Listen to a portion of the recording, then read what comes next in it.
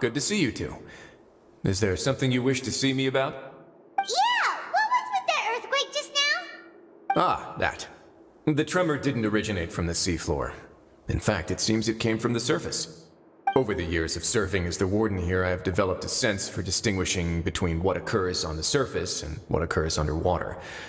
Besides, the seal that Monsieur Neuvillette set in place won't fail so easily. So the fortress is okay? If you recall our last incident, if there really were a problem, there would be crowds of inmates in a panic right now. Huh, you've got a point. Okay, seems we need to get back up to the surface and ask about what happened. By the way, do you know what day it is today? I believe today is this month's pipe cleaning day. Wait, seriously? Aha, yes. Have you completed your release papers? Yep. It's you two. Are you leaving now? That's right! Today is our last day in prison. But now that Paimon says that... Oh yeah, Paimon feels fond of this place now. Then be sure to come back and visit. I'll miss you. If you've signed the release papers, then you're free to go. The guards will escort you out. You're not going to see us off? I knew you'd ask. All right, sure. Let's go. Well, you actually agreed. No worries, you must be busy. Paimon was just joking. Ah, so you do have a polite side, I see. After being down here for so long, I imagine you must feel like you're lacking companionship. Yeah, don't worry, we'll come back to see you. Paimon really likes the cafeteria here. The chefs sure do know how to make good grub. I hope you won't be here as convicts the next time I see you. We'll do our best to stay out of trouble. Well, it seems our work in the Fortress of Meropide is finished. That's the end of another chapter in our journey. And since Neuvillette was the one who asked us to come here, we should probably go report to him now. Next up, the Palais Mermonia. You're going to see Monsieur Neuvillette? Please pass on our kind regards. I'm sure just your regards will do, no? I believe it would be the polite thing to do. You're right. I've heard the Palais has been terribly busy these days. Tell him that I hope he hasn't been overwhelmed by the recent string of troubles.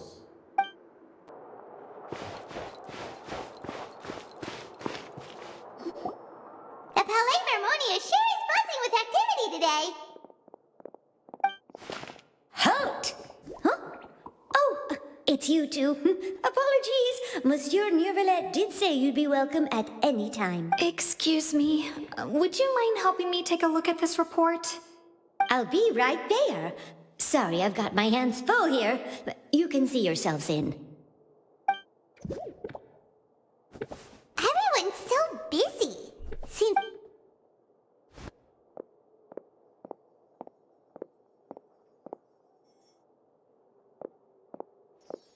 Neuvillette!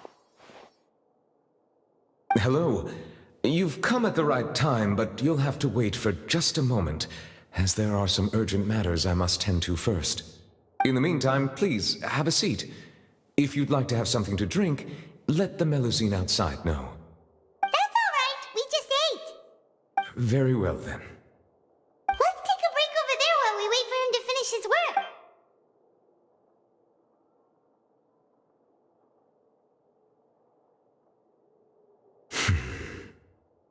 All right. That should wrap things up for now. Are you done with your work? Yes, sorry to keep you waiting.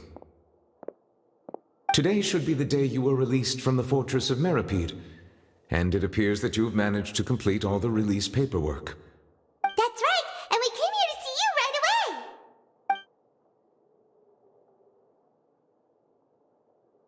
away. A massive whale. Do you have any idea what that might be?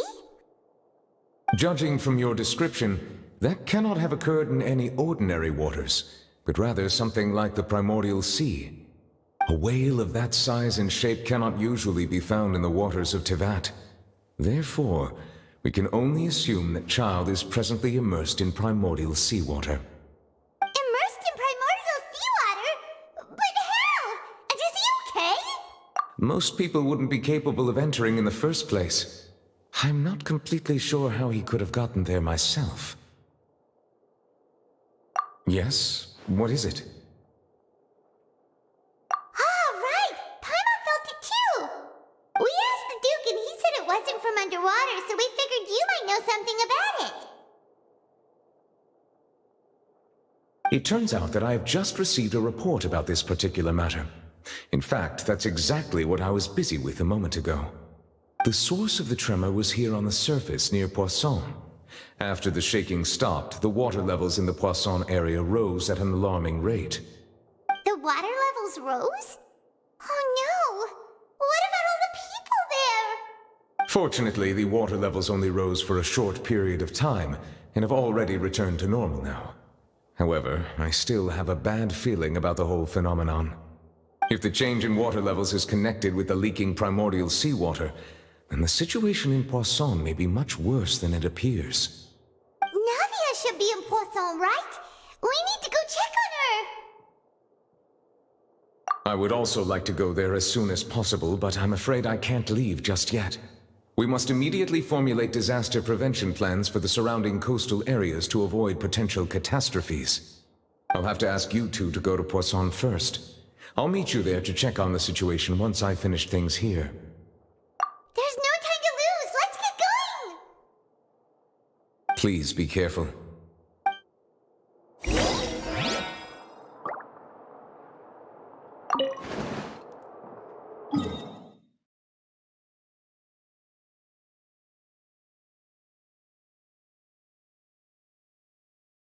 What happened here?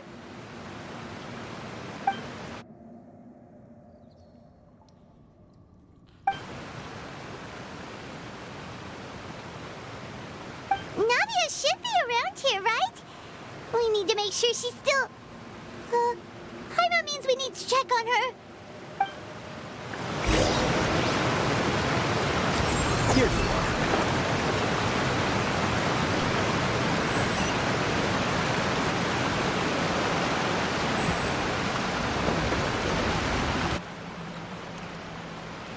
We haven't seen a single soul all the way here. Oh, this is getting scary. What will I ever do now? Look! There's someone on the roof over there! Just stay put. We're coming up. Watch your balance. All right, just hurry.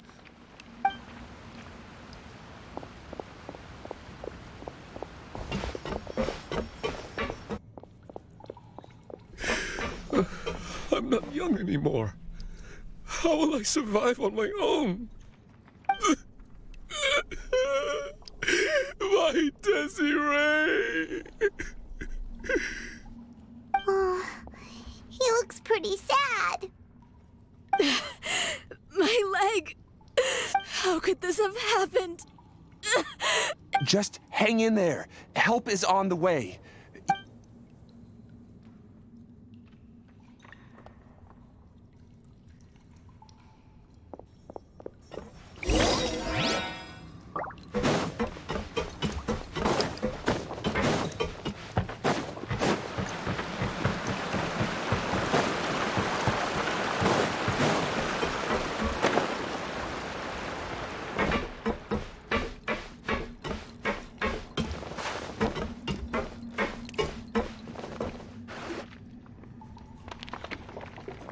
It's Navia! She's over there! Hey, Navia! Are you okay?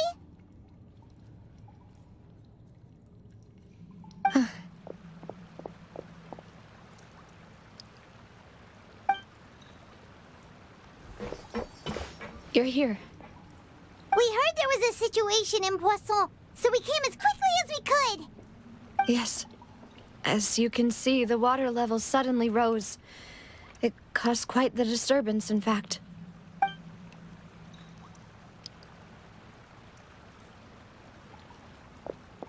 Demoiselle, There was a wounded resident next to a building southeast of here. We've already transported him to safety, but we've run out of medical supplies. He's wounded? How badly?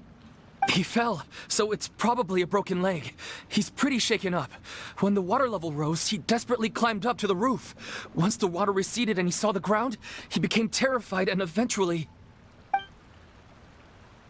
He jumped down then. Find the leader of Squad 1 and tell him to take the wounded resident to see a doctor. He should know where to go. Understood. I'll take over his search and rescue mission in the meantime. All right, you'll be in charge.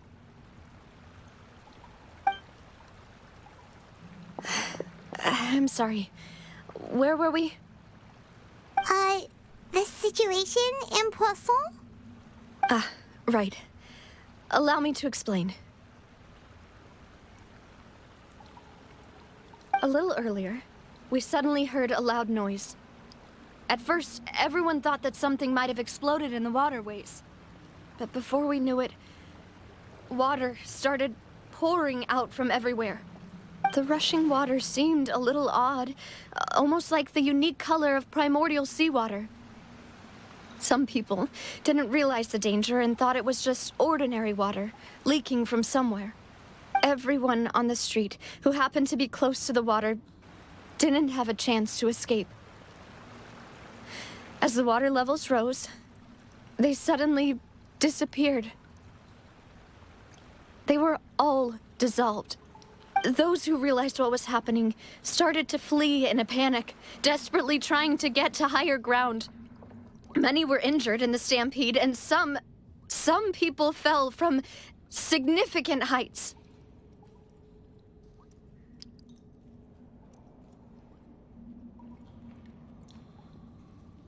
The Spina di Rosula initiated rescue operations as quickly as possible, but there have been a lot of casualties.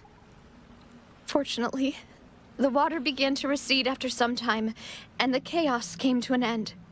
The water that flooded the area contained primordial seawater, so the lower levels of Poisson are still hazardous. To ensure everyone's safety, I've asked the people there to leave as soon as possible. No one knows if this could happen again. All we can do for now is try our best to help evacuate the residents. We still haven't completed the head count, but we'll have some numbers soon. How awful. And all of this just came out of nowhere. It was quite frightening indeed. I only wish that everything that just happened was a bad dream. Is there any way we can help, Navia? Thank you for being so willing to help in a moment of crisis like this. You don't know how much it means to me. I really can't express how grateful I am.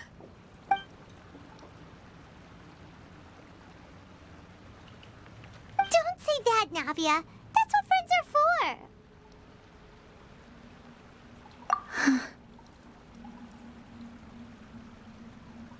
Demoiselle! We've got a situation here! I'll be right there. Sorry, I need to go for now. And off she goes. Seems it might be a while before she can take a break.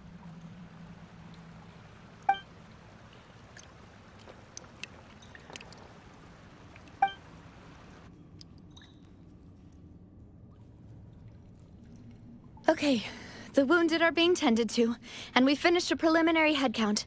More support has just arrived, so I suppose I finally have a moment to focus on my own matters.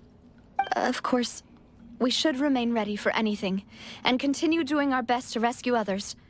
I'll be sure to have everyone at the Spina di Rosula ready to render assistance. Traveler, Paimon, would you two accompany me to my father's grave for a moment? Huh? Right now?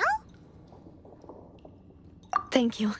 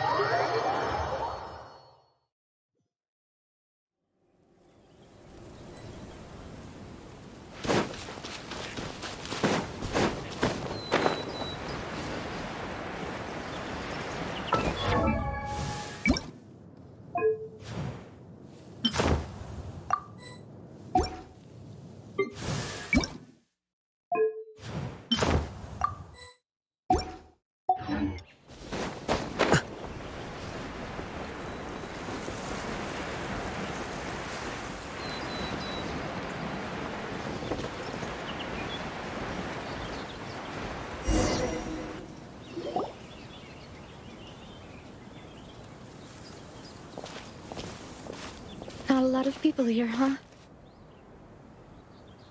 Well, given the time of day and the whole situation in Poisson, Paimon doesn't think there'd be a ton of people here visiting graves. Right. That's how things are now. The living are so exhausted that they've no strength to spare any words for the dead. Navia?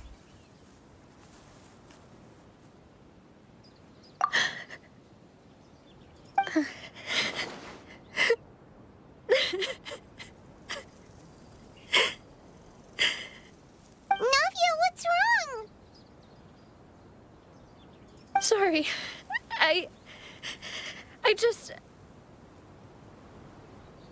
Maloof and Silver, they won't ever come back here again. What should I do, Papa? Huh?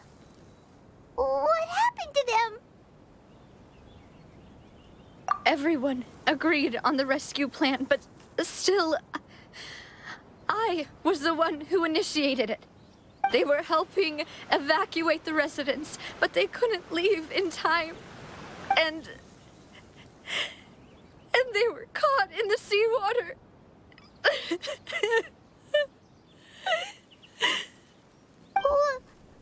What should we do?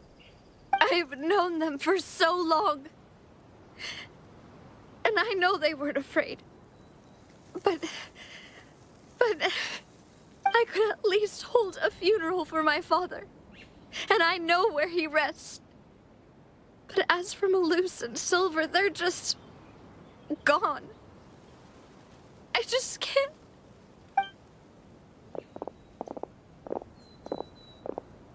Everything looks so clean after it rains. Even the gravestones. I didn't expect that you'd enjoy a glass of red wine in front of Master Callus's grave. I can understand. Besides, the scenery here isn't half bad. See, it's not just me. I always want to bring something when I visit Papa. Perhaps we might even have a picnic. He wouldn't be angry, would he? How could Master ever be upset with you, demoiselle? Yet the cemetery is the home of those who have passed, is it not? Everyone ends up here sooner or later, no matter who you are. Buying yourself a plot in advance, are you? No need yet. But when I do, I hope you'll let me be buried beside Master Callus, demoiselle. Hey, stop joking around. I'm quite serious. That way, it'll save us both the trip to see each other whenever you visit your father's grave. That makes sense. In that case, could I be buried on his other side? After all, besides you, demoiselle, the two of us could certainly be considered Master's closest companions, no? Personally, I believe we fill those shoes just fine. Why are you bringing this up all of a sudden? Seriously. All right. I'll remember your requests. But I'd really prefer not to talk about this stuff. And what do you mean by saving me a trip?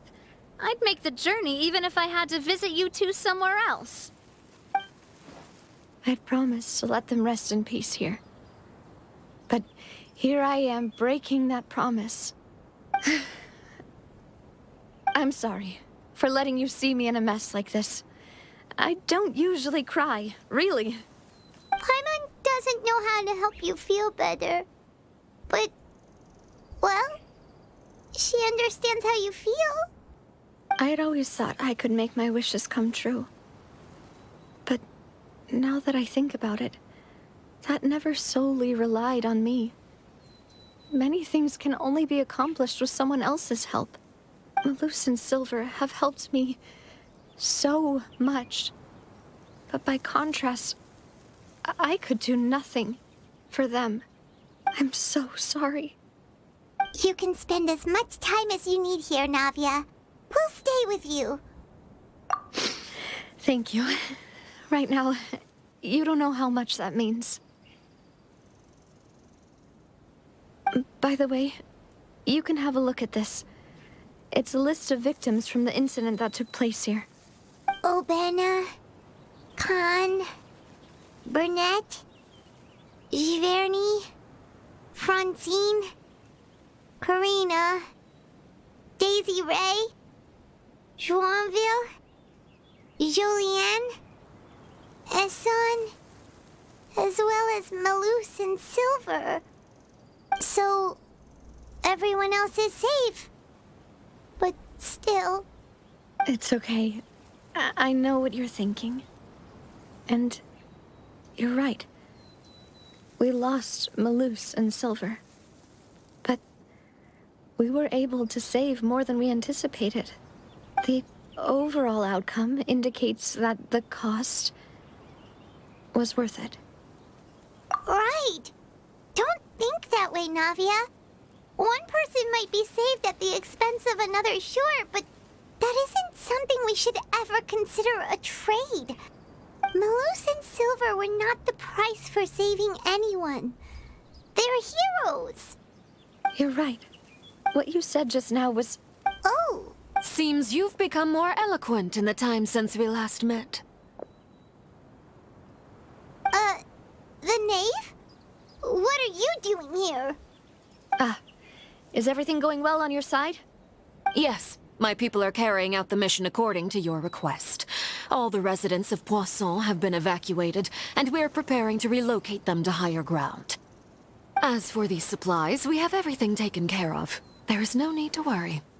Thank you very much. Wait, do you two know each other? We just met recently. Right, Miss Navia? Usually, I would call this a coincidental encounter, but that doesn't quite fit this time. Besides, it never even crossed my mind that a Fatui Harbinger would come looking for me. Thanks to the Knave, Spina di Rosula received generous support from the Fatui, which allowed us to complete the rescue and evacuation work so quickly. Mutual aid is essential to fostering positive developments. We were already in the area, in any case, so it was nothing. That said, I must say that you're a lot sharper than you let on. I'm sure you understand what I mean. I apologize for all the ways in which I tested you previously. We've never worked with a Fatui before, and it's extremely important for us to know who we're working with. My subordinates have reported that Fatui soldiers have been observing water levels and taking head counts in various locations. I hear that they've also prepared a large amount of emergency supplies. I'm quite surprised. This is nothing to brag about, nor do I intend to. It is simply the way of powerful organizations to act forcefully, whether they are doing good or ill. You've witnessed that firsthand, in any case.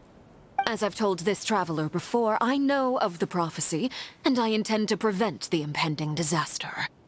Lending your organization a hand was a natural first step in accomplishing that. As such, do not be troubled by this token of our sincerity.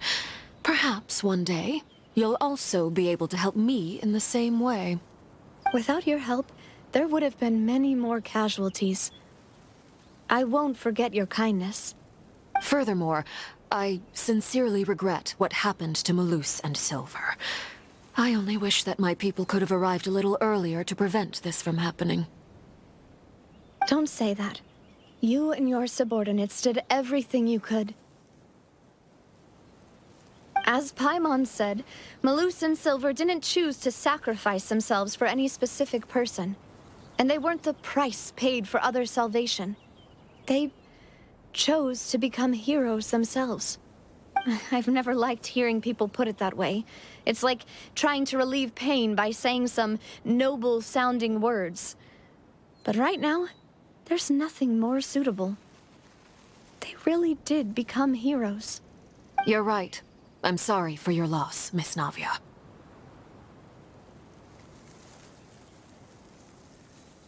Water is life to Fontaine's people, and it also spells disaster. It's no wonder that people always say that prophecies represent fate. Fortunately, I've never been one for such opinions.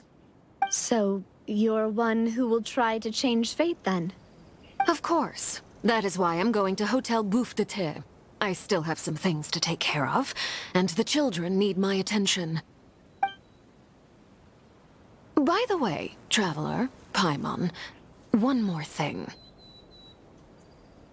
Alright, then we'll just... Huh?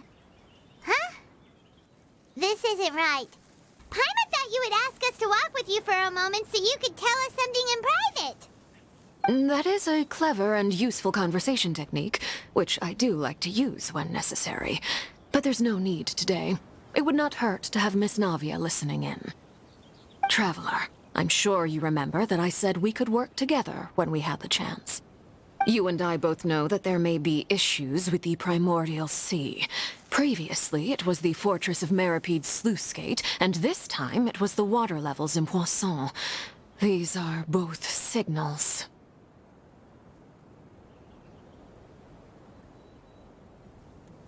Indeed.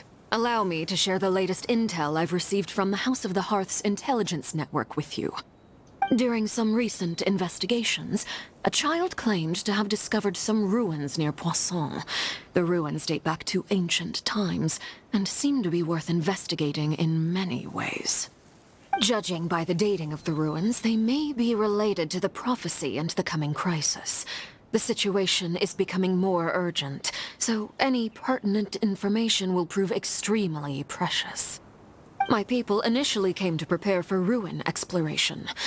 Unexpectedly, this disaster struck, and at present, we're all busy prioritizing the rescue effort. So that's why the Fatui were already in Poisson. I wanted to take the children along, but unfortunately, Linny, Lynette, and Fremine have all been dispatched to higher ground to assist affected residents. Linny told me that outside of the house, the person they trust most is you. Which is why I want to give you this task. The House of the Hearth's members see each other as family, but Linny, Lynette, and Fremine said that they also see you as such, even though you are not from the house. I'm sure you already understand how earnest they consider their friendship with you to be. Oh, that somehow makes Paimon feel kinda happy. The intel I just shared about the ruins could fetch a high price. But since the children consider you family, it's only natural that I freely share it with you. Got it! So all we gotta do is go to some ruins, right? We can handle that. Excuse me, but may I tag along? You wish to join, Miss Navia? But are you sure you're up to exploring some ruins? You need to rest. Well, I'm sad, yes. But I can't just go back and plop myself into a chair by the roadside and do nothing. There's no point in being depressed while we still have a disaster on our hands. As my father's successor, I must live up to the hopes he had in me. Besides, I'm also doing this for myself. I need something, a distraction, to keep my mind off Malus and Silver.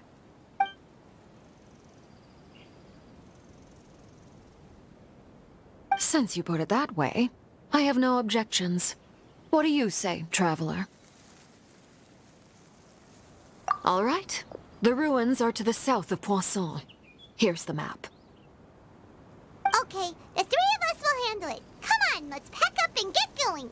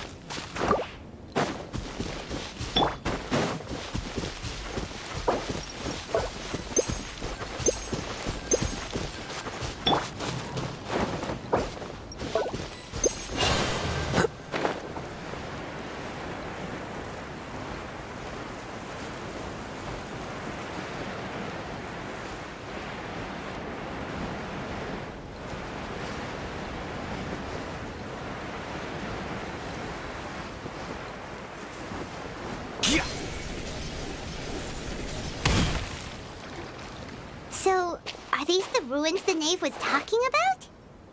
Whoa, talk about old. They seem to be pretty ancient, all right. Let's go in and have a look. Just be careful.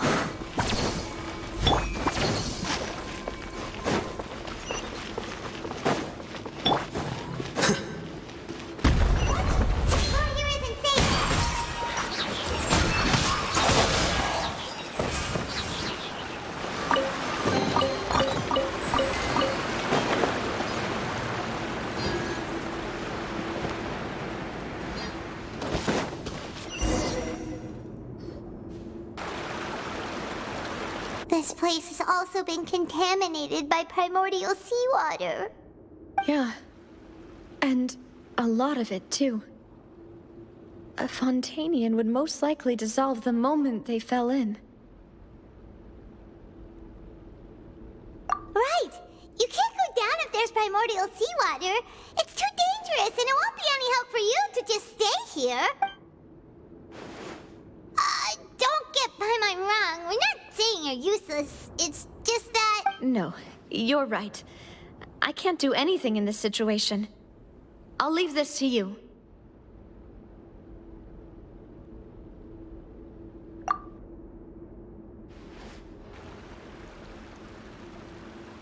That complicates things. Maybe the only way left is forward. In that case, do you want to wait for us here?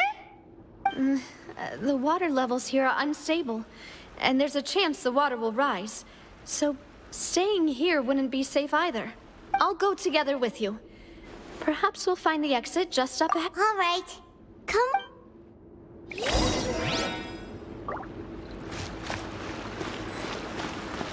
Oh no, it's a dead end!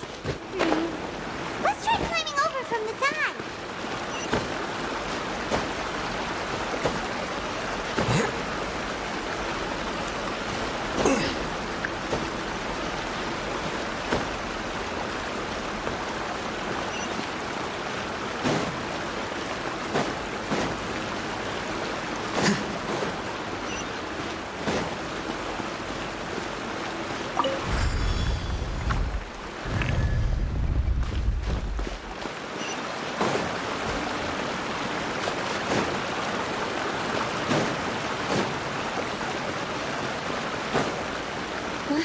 Wait! There's something wrong with this bridge!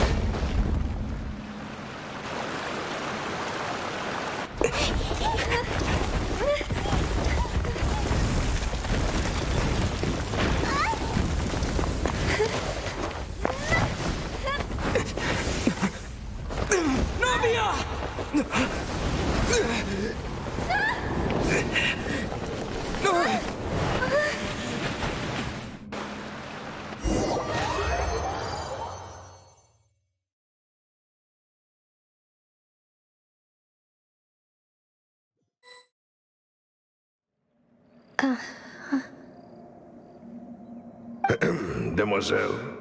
Huh?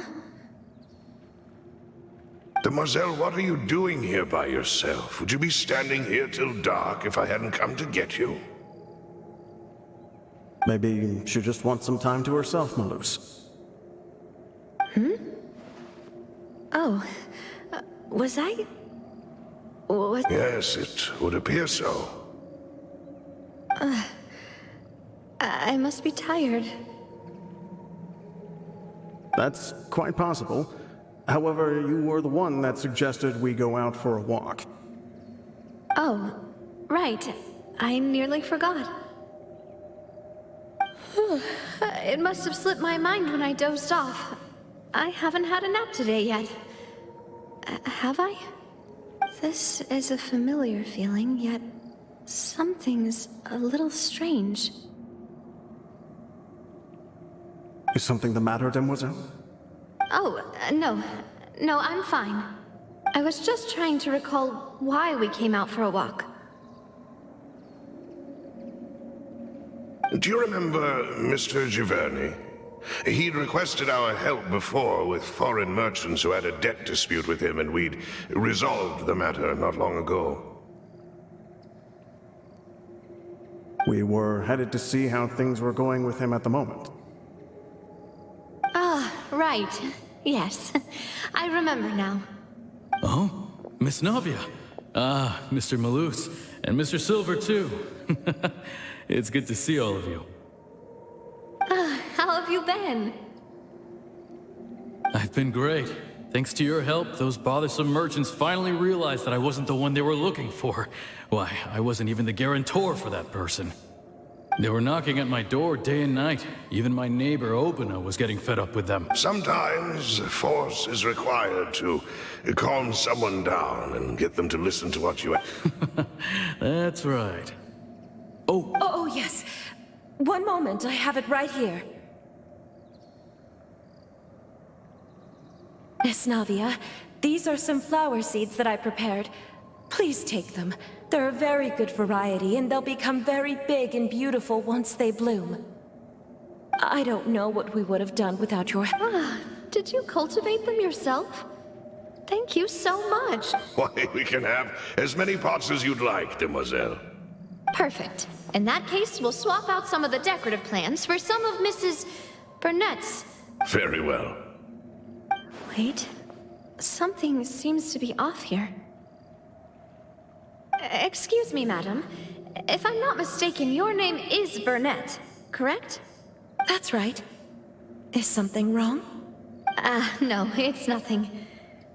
This is the first time we've ever met, but your name seemed familiar to me. I must have heard it when I was discussing things with your husband previously.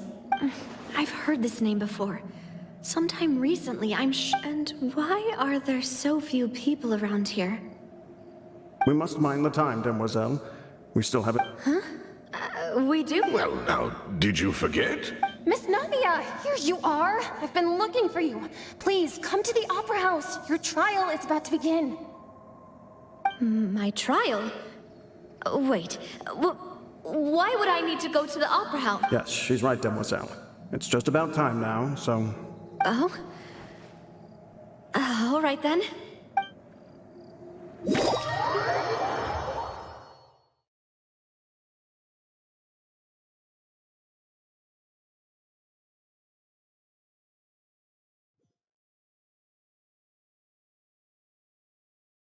Look, it's Navia! She's here! And her two attendants are with her! Goodness, everyone's finally here. There sure are a lot of people here to see the trial. And they all seem to be oddly excited about something. I even know some of these people. Karina, Desiree, Joyville, Jolien, Essen. Why are so many people here? And as for the judge... huh? Please sit in the defendant's seat. Don't worry, Silver and I shall accompany you. All right, but... Typically, it wouldn't be allowed, but today... Hey, what kind of place do they think this is? Come on, do they have any idea what they're doing? Seriously. Enough with the whispering! Could some... My dear Miss Navia, have you not yet realized what you've done? In that case, allow me to explain. As all here know, you are Master Callus's successor, the head of the Spina di Rosula, someone held in high regard by every soul in Poisson. After you took over the Spina, you treated all of us just like the late Master Callus had. If anyone in need reached out to you for help, you respond. Not only you, but your butler, your subordinates, nearly everyone in the Spina di Rosula fought for the well-being of those in Poisson. Wait a moment. Aren't you just proving that I'm a good person? Yes, correct. Absolutely right. And that is why you stand accused. You have helped so many people get through so many difficulties. You are one with us. We are inseparable. We are one big family, all of us who are from Poisson, inextricably linked.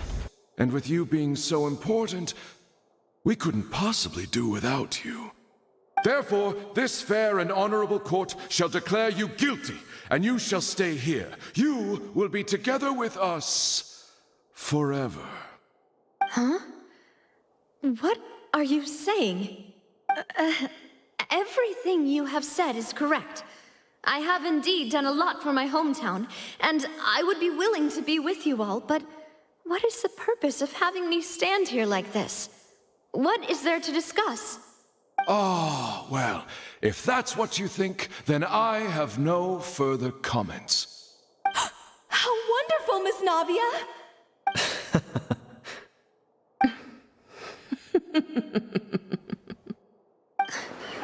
I know all these people. Why are they laughing? I seem to remember now. Yes. Wait just a moment. This isn't right! Malus? What was that, Mr. Malus? Our conclusion is very clear and unanimous. Let the court judge her now. She's guilty! Stay here, Navia! You're one of us! Demoiselle, don't admit guilt. This trial means to keep you here forever. I wish to exercise my right to defend Our Lady. Mistress Ronville, you only know of Navia's goodness, but nothing of her utterly independent mind. She was born a free and independent spirit. She has never been tied down by anything. Indeed, even the death of Master Callus couldn't stop. Her actions cannot serve as proof that she identifies herself as part of any group. Please do not mistake her act. Really? As an individual, you say? Don't forget, we are all Fontanians here. This is the nation of justice, the nation of height. Even if Miss Navia, everything is measured here and now. I speak for everyone. Our opinion is consistent. Navia should stay. And you would call this justice? Preposterous. You! Have you forgotten how much you all— Do you mean to defy our justice? If your justice is flawed, then why should we acknowledge it? As you said, we can also have our own justice. Silver and I shall defend Demoiselle. And that is how we will enforce justice. My head. Demoiselle. Silver, I remember now. Everything that seemed Karina, Desiree, Joyville, Jolien, Essen, and Mr. Giverny and Mrs. Burnett, who we met earlier. Even Malus and Silver. I don't want to admit it, but they're all dead. Don't be afraid, and don't admit guilt. We will protect you to the very end. Absurd! Who are you to say that she cannot be judged? Don't let them escape! We shall keep Navia here with us! Mr. Malus and Mr. Silver, must you be so stubborn? How could the two of you possibly hope to stand against the collective? Do not resist. This judgment is fair and just. Navia belongs to us. After all that happened, she should not be left alone in Poisson. What are you saying? No more excuses! She says we're jealous. Jealous? How could she possibly be an independent individual? What's with these people? Who's jealous of her? She belongs to us! Miss Navia. Silence! That's...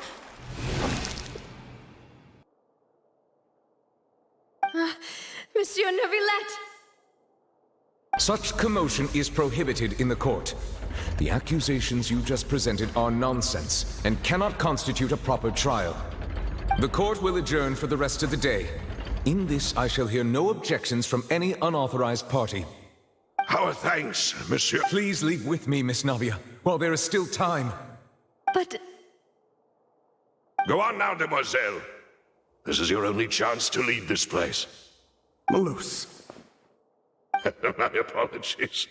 I couldn't resist making one little joke once I realized that this shall be our last goodbye. Malus... Silver... Quickly, you must come now!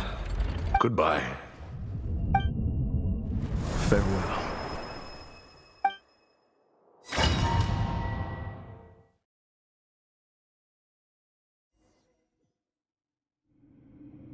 No, wait!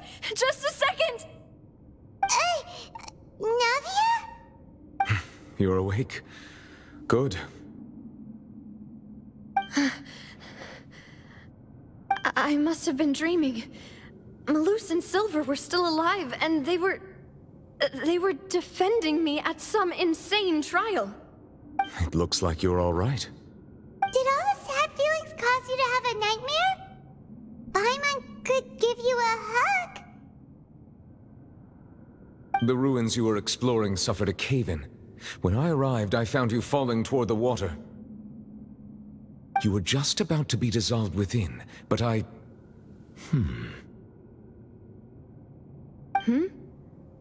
What is it?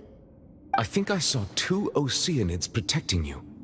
It was only for a moment, perhaps even a fraction of a second, but they gave me the chance to retrieve you. Were it not for their intervention, I would not have been able to rescue you before your consciousness dissipated. Wait, did you say Oceanids? You mean like what happened with Vache? Perhaps those 2 Oceanids were the people you saw in your dream. I always told them that they didn't have to protect me. To think that they'd keep doing so even after death.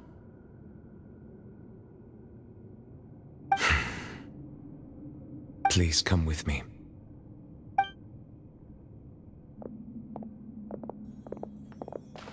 Neuvillette, are you okay? Oh, I am quite all right. Perhaps there's something we could chat about?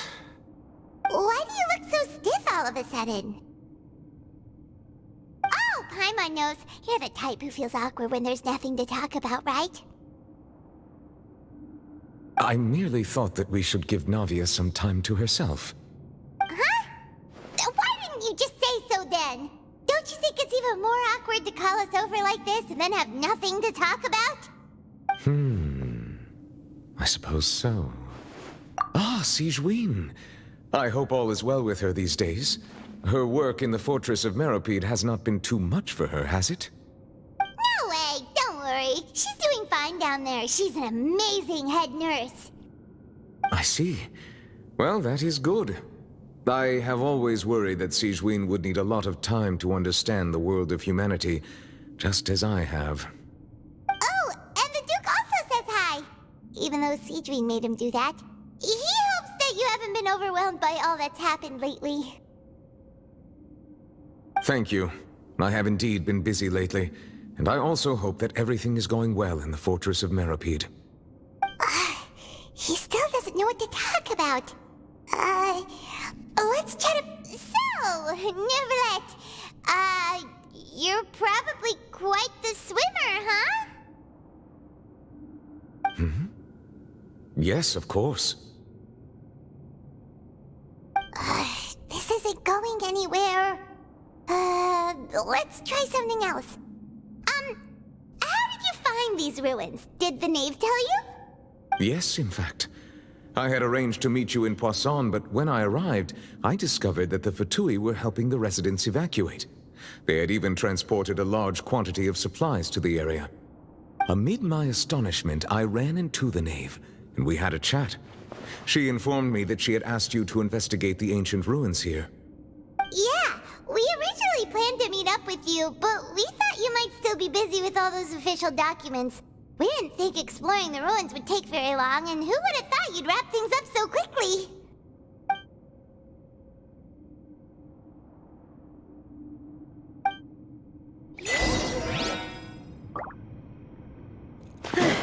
I'm sorry to have kept you all waiting like that.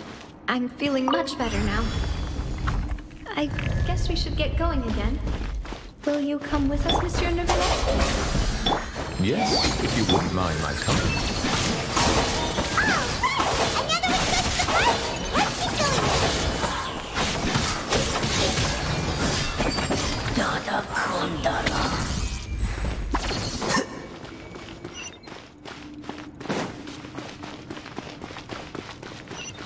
Oh no, another unstable path.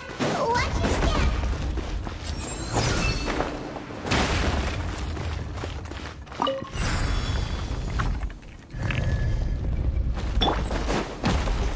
Watch out! There are rocks all here! Coming through!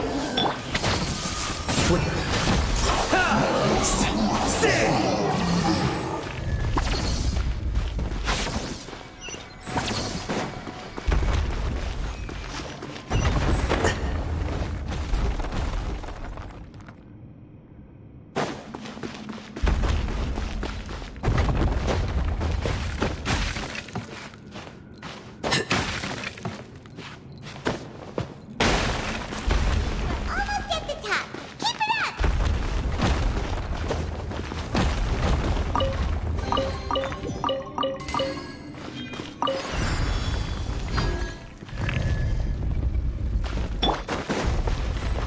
Our bond is strong. Rain outlines your fate. Witness the power of the wild. Step back! Here you are.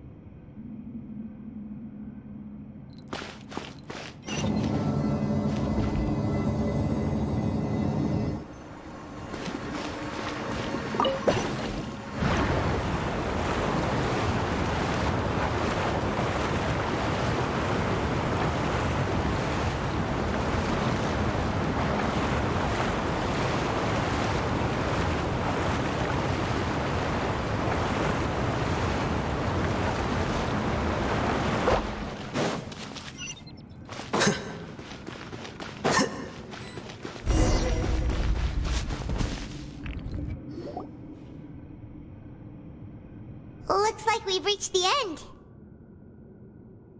This is the place.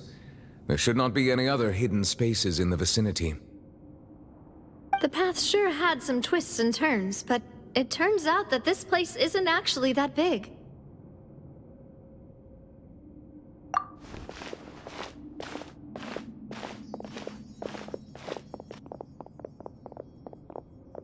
Stone slates. It seems like they were put here as an offering.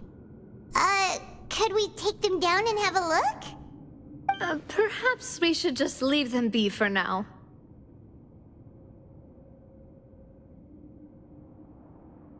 There are 4 locations in total, but only 3 stone slates. The slate that should be in the first empty spot is missing. The surrounding walls also show signs of damage. There's something written below. Let Paimon see. Reason dictates that this nation be destroyed. I shall record the history of its future here in its past. Say what? It feels like someone left these slates and these words here for a purpose. But does he mean that Fontaine should be destroyed? That would fit the circumstances dictated by the prophecy, yes. Indeed, the slate's contents correspond to it. Take the second slate, for example. There's a person kneeling here. She seems so dedicated. And there's a whole bunch of other people behind her doing the same. She's facing this... what is this? Some kind of island in the sky? And is that Lady Farina in the third image? Did the Hydro Archon fall into the water? And is that a ring of people around her? Paimon doesn't quite get it. Are they all in the water? The fourth image. I know this one. This exactly matches the content of the prophecy. The people will all be dissolved into the waters, and only the Hydro Archon will remain, weeping on her throne.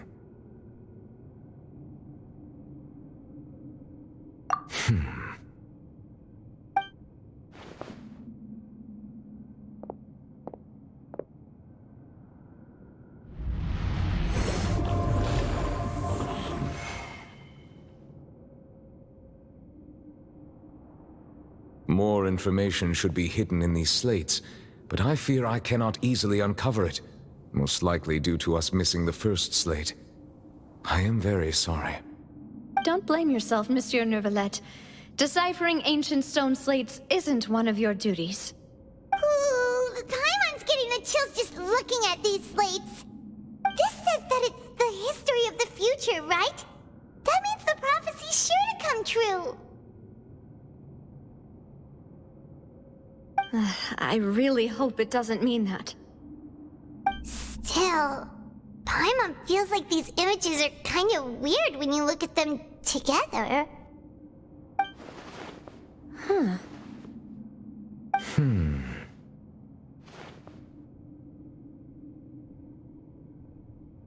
That's right!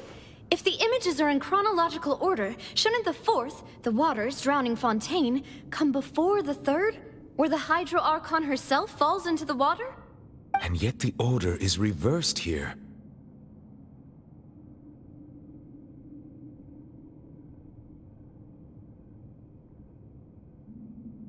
If we go by timing, Lady Farina only emerges in the third image. That means that the person in the second image might be the previous Hydro Archon. Egeria, then. I had never met her, but her appearance here does match the records. The previous Archon kneeling before the floating island in the skies, as if confessing a sin. Did she herself commit that sin? And if not, why would she be in such a posture? Also, I'm still wondering why these ancient stone slates are here at all. Judging from their contents, could this place be the origin of the prophecy? Does that mean that someone, or some people, once saw these slates? But who would have created these slates and left these words here?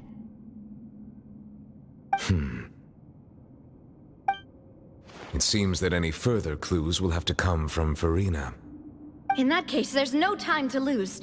There's nothing else to be gained here, so let's head back first.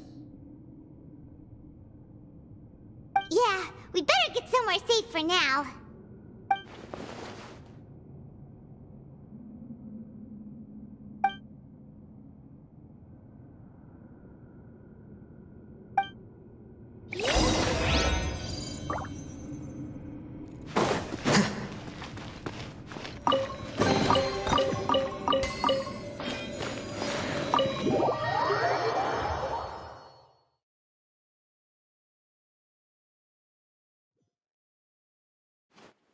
Let's split up here. I'm going to check on what's happening with the Spina. You know how it is. There's some things you just need to be there for yourself. You still have energy for that, Navia? Paimon's already beat. Just head back to the Fleuve Cendre and have a rest then. Thanks for keeping me company all this time. I'll depart as well. Thanks for your hard work today. Rest well, everyone. Traveler, I will go talk to Farina tomorrow morning to ask about the stone slates. I'm sure that you're concerned about this matter as well. If you have time, drop by my office. Are you really gonna talk to her about this directly? Will that be a problem? Paimon's... She has long been harboring secrets, and will not give them up easily. Which makes it all the more my duty to ensure that she understands the present situation. Alright, we'll leave it in your hands then. You're probably... I will be carefully considering my words tonight. Traveler, Paimon, our safe house at the Fleuve Cendre is open. Alright. I'll be on my way then.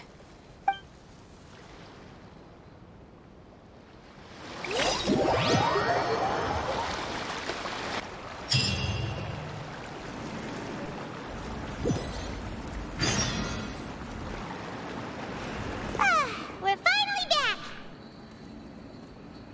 Welcome back. We've got a special menu prepared for you two tonight. Yay! And there's good food too! Navi, no, the boss is... Ooh, desserts! Nice! These are all pop... Paimon's already starting to forget what happened today. Oh, that voice. Is that who I think it is? Huh? It's you two. What are you doing in Fontaine?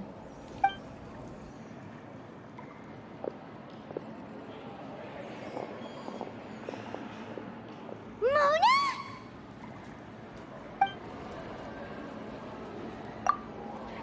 Seriously, nobody just uses a scry glass whenever they've got time to just see who they'll meet on the road. Still, we didn't expect to see you here. Well, I have some business to attend to here, so I booked a hotel in the city. I was just out for a stroll when I bumped into you. Quite unexpectedly, if I might add. Why did you think I was from Fontaine, though? Is that because Magistus doesn't sound much like a Mondstadter surname? Yeah, let's go with that. Well, I used to have my own surname, which was, well, some other thing. Either way, the old hag told me when she took me as her disciple that the first step to being a great astrologist's pupil was to change that name. There was nothing for it, really. She really is amazing at astrology, so I changed my name to what it is now according to her wishes. To my surprise, however, Magistus is not the name of some ancient house or clan. It isn't? Nope. Although it is used by us in place of surnames, it generally just means great. Wow! Imagine including a boast in your name. I reckon so. In any case, I'd give my disciple a name like this as well, if I were to take one. Astromancer Barbeloth Trismegistus. Whoa, that's a long one. Does it also... My name means Mona the Great Astrologist. As for the old hag, hers is, in plain speech, the thrice-as-great Scholar of the Stars. Just take it as a title specific to astrologists. Thrice as great? That's so... petty. I know, right? That's just how she is. She used to call herself Magistus Talk about excessive. Magistus is thus the calling card of our school, so to speak, which makes it about the same as a surname. It's all right. That sounds terrible! But anyway, you're not fun... Well, I was born in Mondstadt, yes. My parents migrated to Dornman Port, and I traveled with the old hag for a while, after which I settled down in Mondstadt City. Oh, that's a good thing then. At least we know you won't be dissolved by Fontaine's waters. Speaking of that, I'm sure you're aware that a bunch of things have happened here in Fontaine, right? I know you're not a local, but I'd avoid getting too close to any water that looks strange all the same. There's something ominous about it. Well, the water, I mean. That was the main reason, yes. Just a while back, the Steambird invited me to take part in a panel and speak about the circulation of the prophecy as an astrologist. The invitation was sent quite early on. I don't think anyone expected Fontaine to be in this much trouble.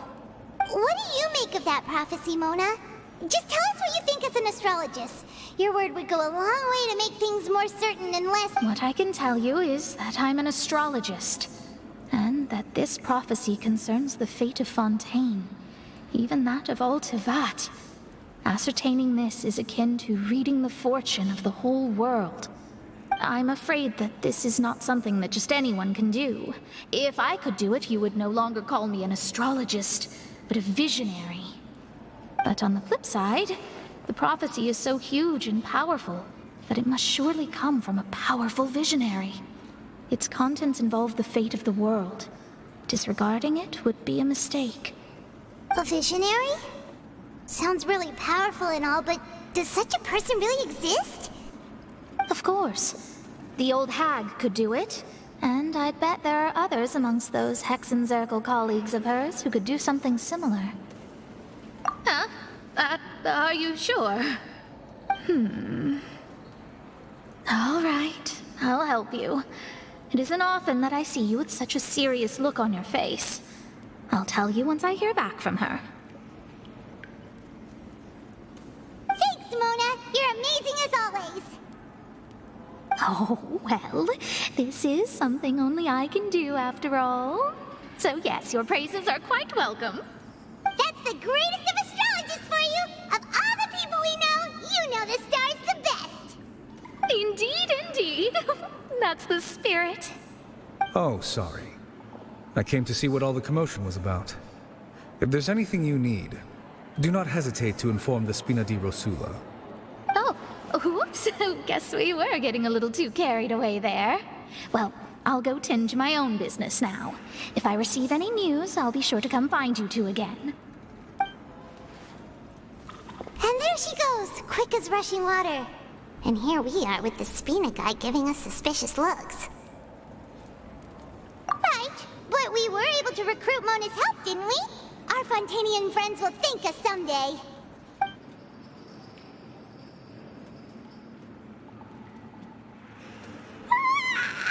Good morning.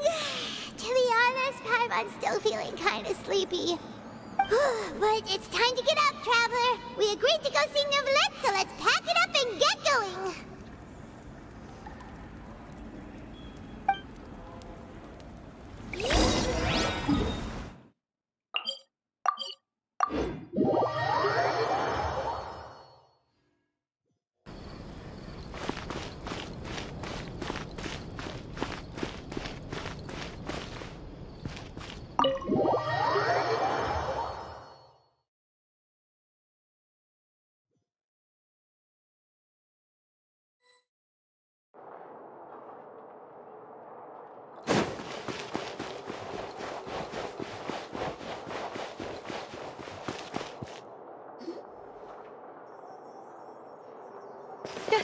You're here! Finally! Is something wrong? Monsieur Neuvillette and Lady Farina, they seem to have gotten into a dispute. Please go see for yourself.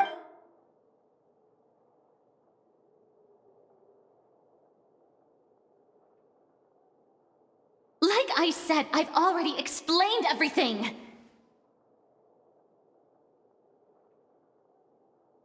And yet the problem has not been properly solved. There is little space for excuses between us. It is not my intention to offend you, but please, tell me where you stand. You are the Hydro Archon Focalor, are you not?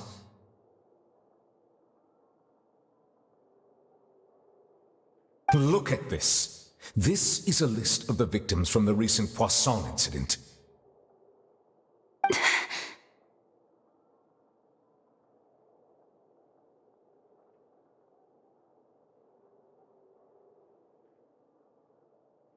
You mean... they're all... We did not arrive in time to avert this disaster, and I will not have it happen again. I will say this once more. You must tell me everything you know. Yesterday, I found 3 stone slates in some ancient ruins near Poisson. Do you know anything about those? Seriously? You're questioning me like this is a court case now. I don't know anything about that. But you found them in some ancient ruins, you say? That's correct, which is why I came to ask you some questions. There should have been 4 slates, but one of them was missing. The other 3 feature different images that seem to correlate to the prophecy. The prophecy? The second of these slates depicts the previous Hydro Archon Egeria kneeling before a floating island in the sky, as if confessing something. Do you know nothing of this either? I don't. I've never seen such slates. I'll ask you again. Do you really have no information regarding the previous Archon? My deciphering of the slates indicates that the Hydro Archon Egeria once had to confess to, or apologize for, a certain sin. If anyone would know about it, it should be you. All gods don't have the same secrets, you know. She was herself and I'm me. Is it really so strange that I know nothing? I understand your concerns, but I'm sorry. I just don't have anything to tell you. Forgive me for saying this now, Lady Farina, but I have long known of your various secret investigations into certain matters. There are several indications that you have been investigating the prophecy on the sly. This is not strange in itself, considering that you are the Hydro Archon. But it is strange that you should also claim to not know any of Egeria's secrets, as well as do nothing following your inquiries. You have never been as superficial as you have presented yourself to be, nor are you a fool.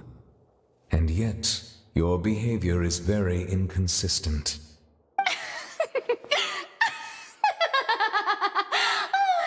So you've been watching me all this time, have you? I didn't think you were that type. You... Well, since you know about my secret investigations, then you should know I'm actually working to take care of it. There's no point questioning or suspecting me. You're the Eudix, but you're still my subordinate. You should be following my lead. Just trust in me. You're Archon, and do as I say. Never mind whether you can truly convince yourself to or not. It'll all turn out fine. That's all I have to say. We do not discuss this matter again. Oh, the opera's about to start. Toodles!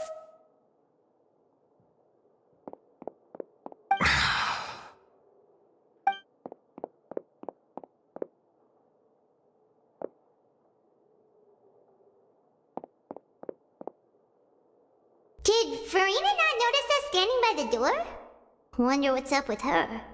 She was smiling. I assume you've been outside for a while now? Oh, you noticed. Seems Farina didn't even realize we were here. She was in a great panic, though I cannot discern the reason.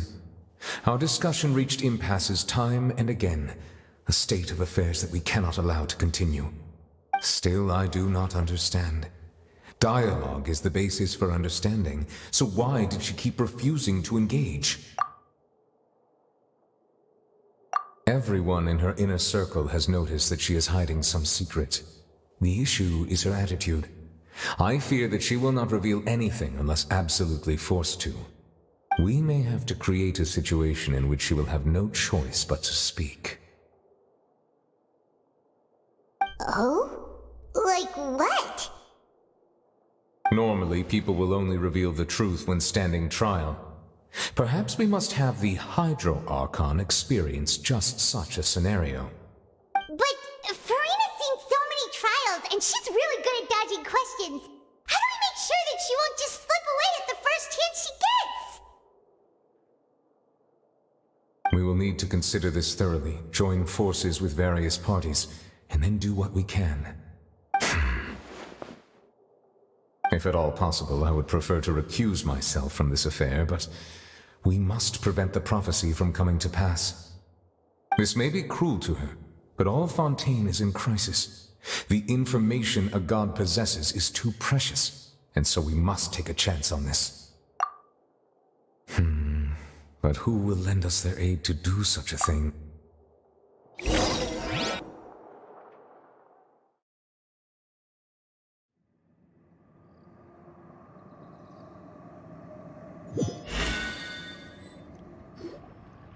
Well, that's everyone, huh?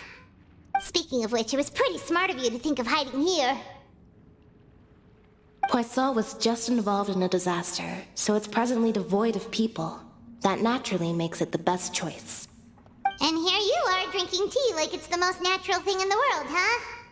That's what families should do. Sit and enjoy a leisurely time together. It's nice to enjoy tea here, you know? Care for a cup? Lend me your ears, everyone. Or perhaps one of you might like to start us off. How about you, friend? Me? No, I don't think I can. Then, how about you, good sir? I fear that I will cause the mood on this boat to become as somber as it is in court. Well then, I guess we're lucky we've got a local like me to organize things. Wonderful, the spotlight at last. I guess I'll be facilitating things from here. That was a little long-winded, don't you think? Oh, you might be right. Anyway, to cut to the chase, our friend here, the Traveler, has brought us together to discuss something. As for what that is, well, let's start by saying that we'll be pooling our efforts together to create a series of traps.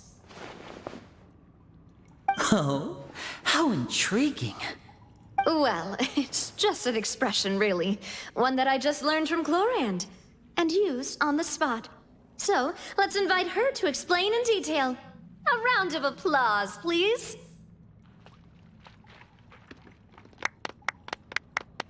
Huh? Didn't you say that you would be facilitating this? Oh, come now. Your work doesn't involve much public speaking, right? This is a good chance to practice. You might even pick up some fancy oratory tricks to impress your boss with in the future. I see. And what does my boss say? He is glad that you consider him your boss. Do go on.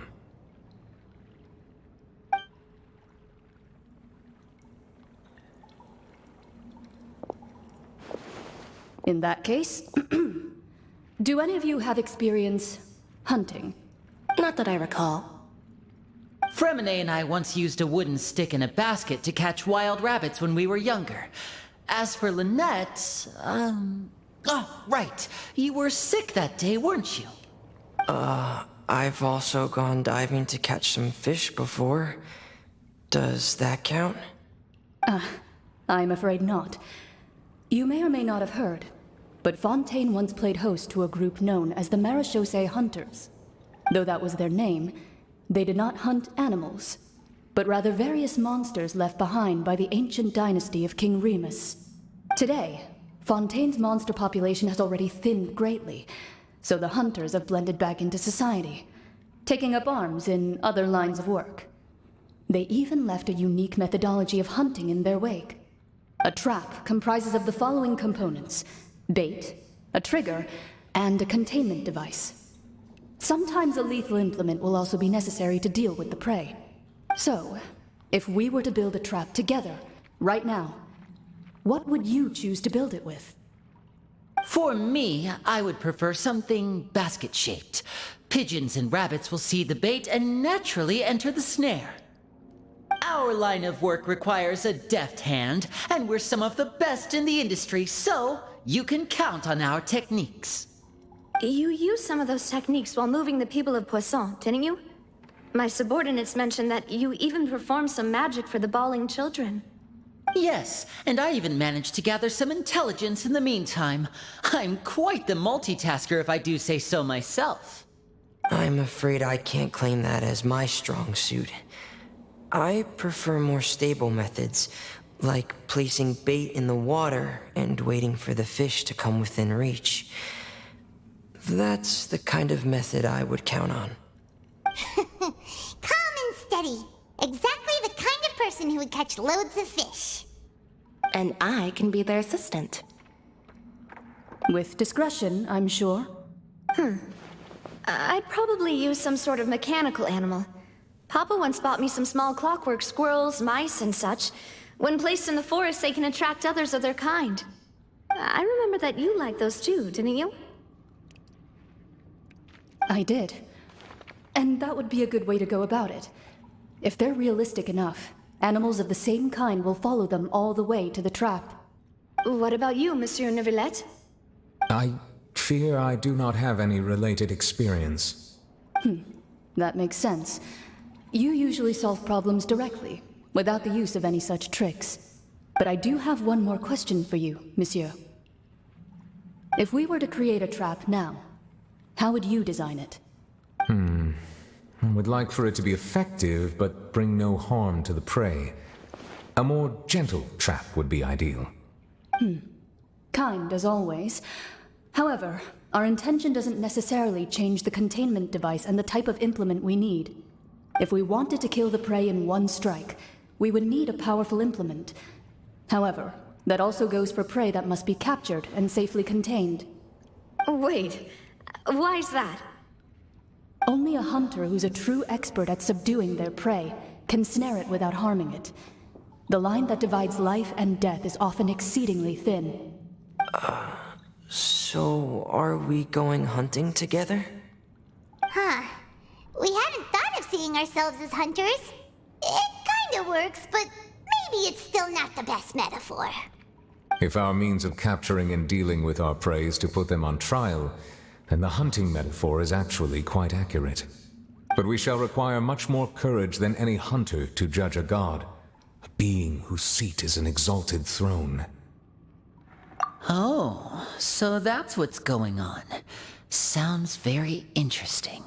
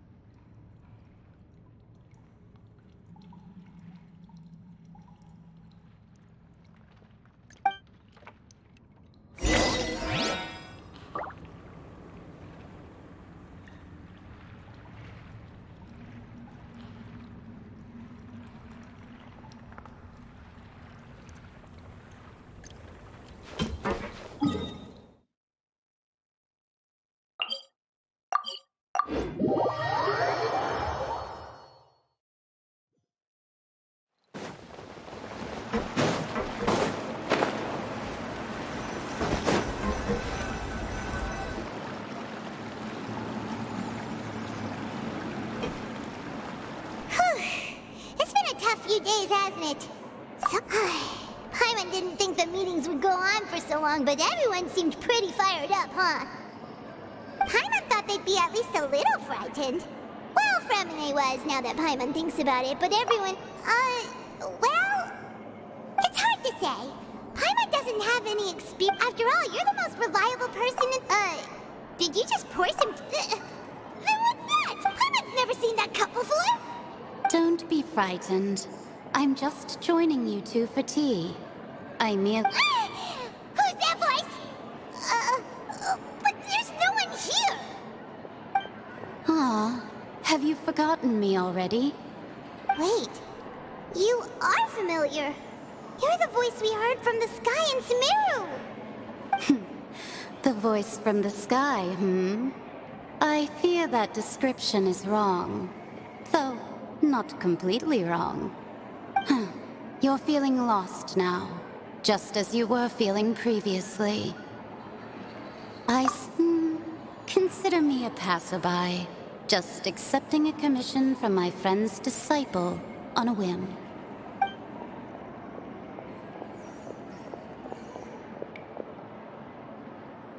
The prophecy. Yes, what has been prophesied will be fulfilled. You may view such things as the history of the future. What? Then is there any way we can stop it? I believe you have witnessed a failed attempt with your own eyes. Can everything in Tevat so easily be changed? Ah, so you've caught on.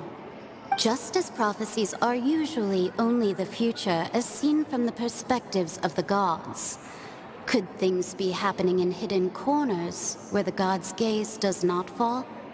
Are the things that you shall see different from the fate that the gods perceive?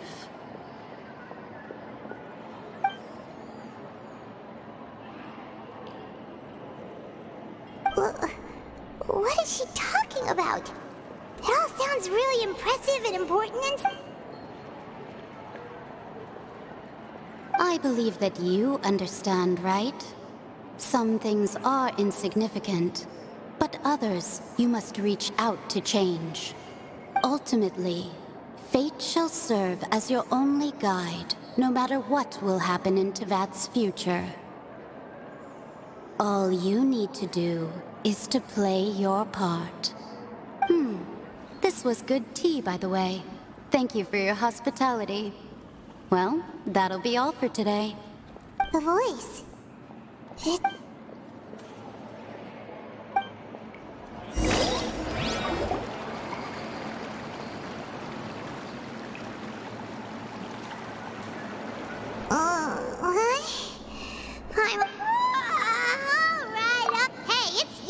Lazy, okay? Well, I see I've walked in on some lively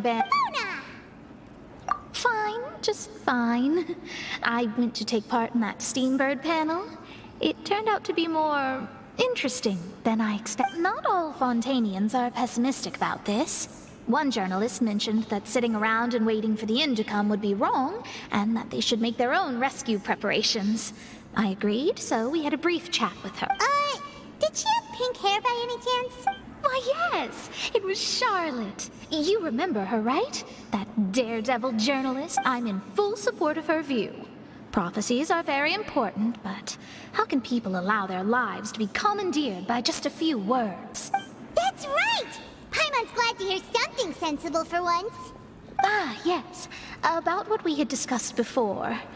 I did try, but I'm afraid I couldn't reach the old hag. I'll try again tonight, but I wouldn't get your hopes up. Huh?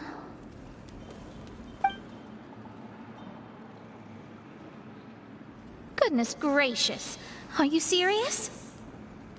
She said that even the god's gaze has blind spots. Pretty bold if you ask Paimon. Most people would believe the gods to be all-knowing, right? The Hexen Circle members are certainly anything but ordinary. As for the mage named N, the old hag has mentioned her a few times. She said that N's sense of direction is incredible, and that she loves guiding those who are lost. But I've never met her, and if she were still alive, she'd be... well, suffice it to say that the hag's at least a few hundred now, and N's been around for longer than that.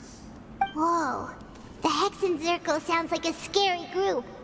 But they must really stay in shape to live so long. Their abilities alone are pretty terrifying. If she came to see you personally, then the problem you're facing must truly be of great importance. Well, it's not like Paimon could understand anything she said. Yes, she was quite cryptic, but I suspect she means that there is still a way to turn things around. She didn't say when or what that would be, though, so... Perhaps it is something that you cannot know right now.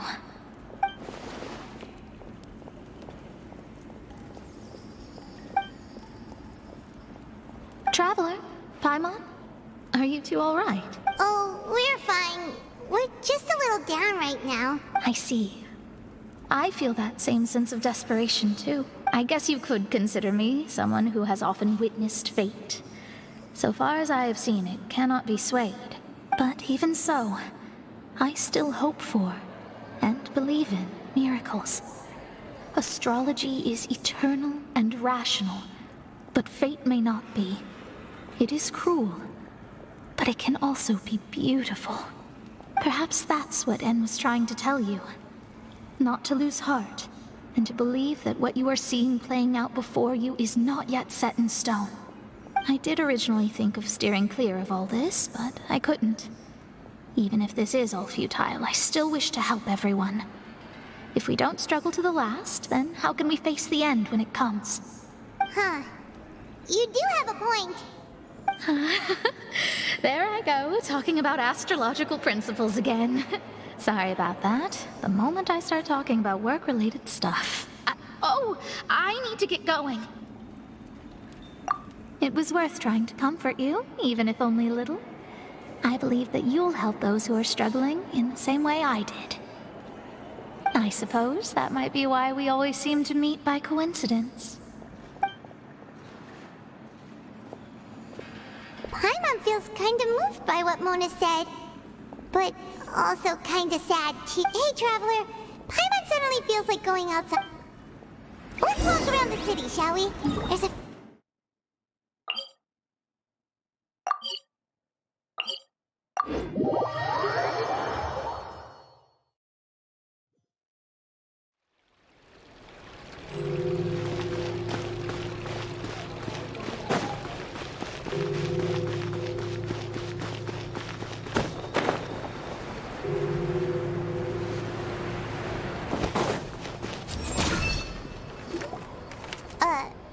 Huh?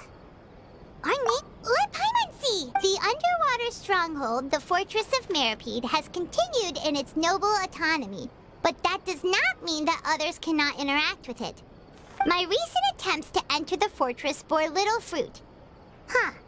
Guess Charlotte still hasn't given up on that. Thus, did an Outlander friend become the focus of this report. A blonde adventurer with their white fairy, legends trailing in their wake. It is said that this mysterious traveler once visited the underwater fortress. So while the fortress's interior remains a mystery behind closed doors, do not fear, for the tales of the traveler contain surprises in spades. Journalist Charlotte's biggest scoop yet, the Traveler's Trail, World Walker. Huh. Charlotte took so many awesome photos of us and we never even noticed her. She hasn't been able to get a hold of anything at the fortress, so since we're easier to find, she's used... seriously? Well, fine. Those headlines and photos do look cool, so Paimon will forgive her this time.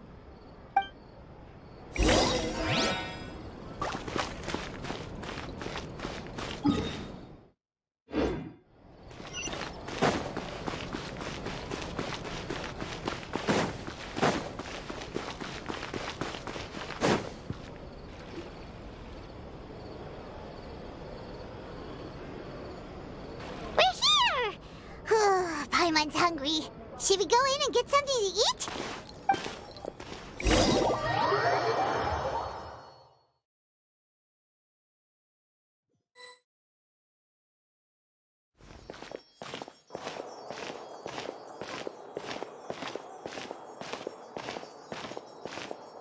Hey, quick! Look! That's the limited edition, only 16 slices a day cake! It was so delicious the last time we tried it. Despite the tense situation we were in, let's give it another go. Paimon's sure it'll be great. One slice of cake, please. Someone showed up after all. Oh, wait, you're the one from the Palais Mermonia. Oh, are you here to buy cake too? It seems Miss... Wait, did he really say something like that? That's right. Even he has his... Do you come here often? Usually every day. Every day? It's part of my daily schedule, apart from work. Then what if someone told you one day that this place would be closing soon, and you wouldn't get to eat cake here anymore? What would you think? But why would it close? Well, Paimon doesn't know either, but maybe the waters will rise tomorrow. You know, like in the prophecy. Oh, the prophecy. To be honest, I haven't paid much attention to that. No, still, even if there'd be no more cake tomorrow, that wouldn't keep me from having some today. No, it's the same for eating in general. You might not be able to eat tomorrow, but if you can do so today, then you should carry on. That's what people call living, you know. Huh. Don't be sad. Excuse me, could I have 2 more slices of cake to go? These 2 slices are for you. Sijuin said that this kind of expression you're making is what humans call being sad.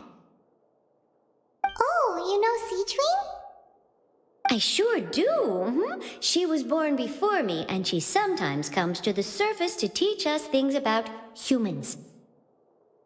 She said that humans are creatures that are saddened easily, yes, and you can only lift their spirits by feeding them delicious food. So please try the cakes here. I've got something else to do, so I'll be going now. You two try to stay in a good mood after eating, all right? Bye.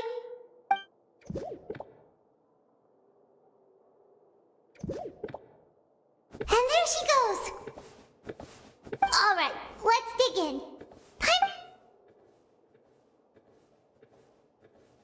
It's more delicious than last time, and the flavor gets even better with a sip of tea. It sure would be nice if we could come again tomorrow. Sure would be nice if we could always eat delicious food here.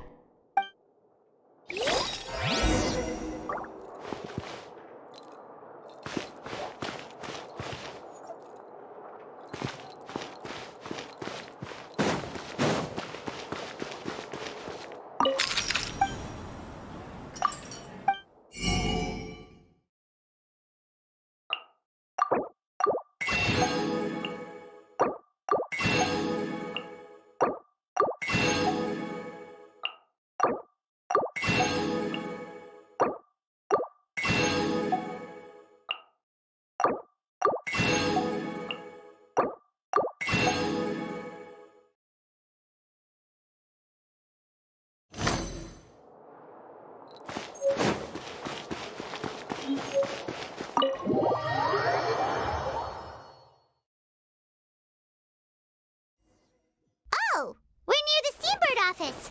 Let's go look for Charlotte and have a chat.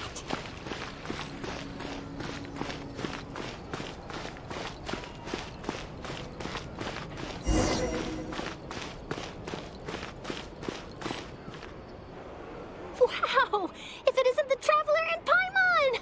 Oh, have you seen the article I wrote about you? Ha! You've got some nerve! You just used us to make some quick mora! Oh, you needn't worry about that. I heard that you were in Poisson some time back, so I sent you a letter to discuss just that. It appears you didn't receive it, though. It's all right, though. I've set aside the amount intended for you. I've even set the table with some food. Really? You're almost a little too easy to win over, Paimon. If I were a journalist with ulterior motives, you'd be in trouble now, you know. Oh, Paimon knows you're not like that. Still, what brings you here all of a sudden? Were you looking for me? When Mona mentioned you, we thought of coming to see you at work. I see. It seems you've already bumped into Mona here in Fontaine. So she mentioned me? What did she say? She said that you're a real daredevil of a journalist. Nice. In which case, can this daredevil journalist dare to request an exclusive interview with the legendary Traveler and Paimon? Huh? So your article in the paper today doesn't count? Oh, of course it doesn't. That was more like live photography. What I'd like to do is dive deeper and ask you to talk about the things you've seen and experienced. Yeah, are we even qualified? Why not? If I say you're worth an interview, then you're worth it. But not right now, of course. I'll need a few days to prepare. Oh, in that case, we'll just chat when you have the time then? Oh, so that's a yes? Ooh, splendid! I'll tell the editor-in-chief immediately. I'll have to apply for lighting, a venue, some props, and... Whew, so much to get done now. Talk to you later. Wait, Charlotte, Paimon's still got a question for you. And what's that? If, just for example, Fontaine were to be flooded tomorrow, what would you do today? Huh. That's the prophecy you're talking about, isn't it? I mean, I do hear about it often, but I've never once thought that the day could be tomorrow. If you're seriously asking, then I might try and think of a way to leave Fontaine. Oh, but I'm still a journalist, first and foremost. That means I have a duty to be reporting from the scene. And secondly, I wouldn't forsake my homeland that easily. From what I've seen, most people don't know what they'd do should the worst come to pass.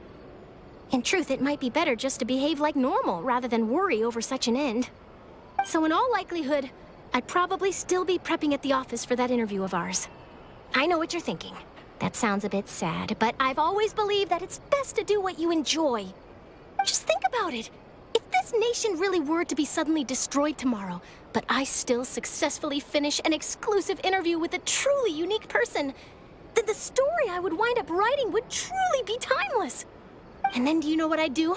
Well, I'd write that story, send it for printing, and use messenger pigeons to get copies out to the various nations as soon as possible. I'm not a dreamer, nor am I a workaholic, but I do love my job, and I'd be proud of leaving such an article behind. I guess you could say that I was born to be a journalist. But anyway, that's my answer. And on that note, I'll get back to my preparations. That's so nice. Anyway, let's go and take a look at the sea, shall we?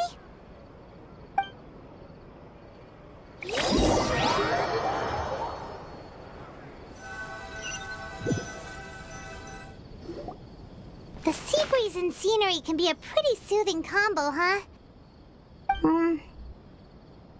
Paimon's been thinking. If it wasn't Fontaine, but all of Tevat that would be destroyed tomorrow, where would we go and what would we do? No, Paimon should ask, if you could choose, what would you like to do?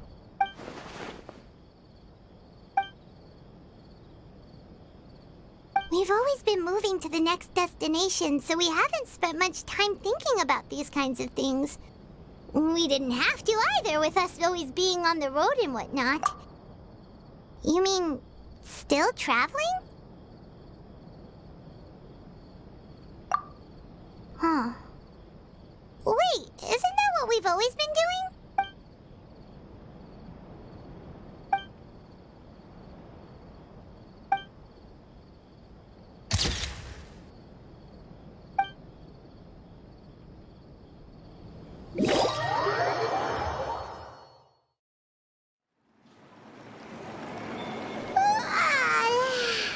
Feels like you'll grow mold if you stay here long enough. But it's still better than the Fortress of Mirapede, that's for sure. It's not only damp there, but salty too. Ah, so the two of you are still here. Wonderful. Oh, you're from the Palais Mermonia, aren't you? Yes, I'm Isadora. Monsieur Nervillat sent me to look for you two before. I heard that afterward you went to the Fortress of Mirapede. Not at all. I'm well aware that you're friends of his. Actually, I'm here to pass along a message from him. Yes, inside the Opera House. The Maréchaussée Phantom has declared the incident a small-scale riot. A riot?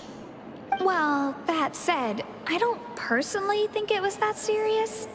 Lady Farina was watching a performance at the Opera House, and while she was resting during an intermission, some other audience members suddenly started harassing her, loudly accusing her of doing nothing about the prophecy crisis.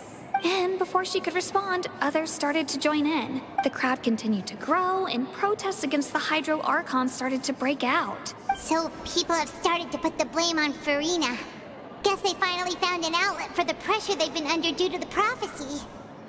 I agree. People will naturally rely on gods, as is customary.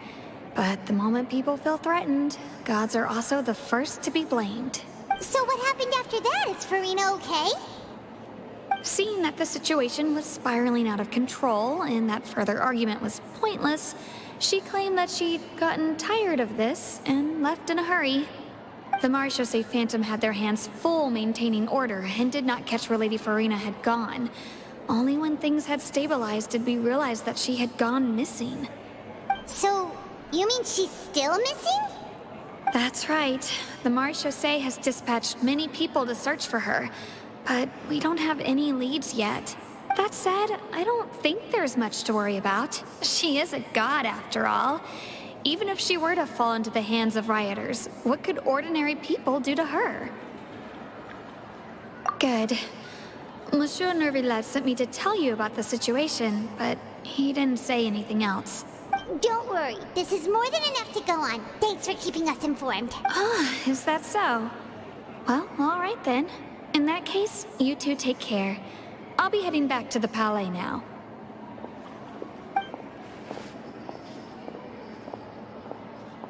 Well, sounds like we we should hurry over to Poisson then. If we know Farina, she won't try to fix things in this situation. Instead, she'll look for a place to wait out the heat. And, as we also know, she may be loud and dramatic, but she doesn't have a heart of stone.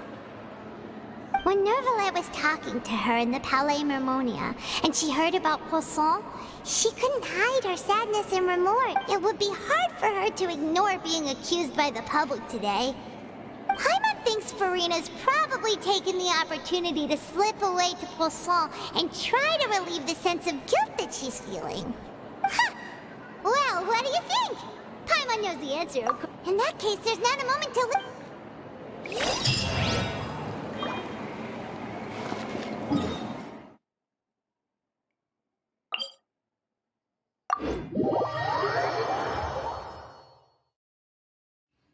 This place looks deserted. Guess all the survivors must have evacuated already.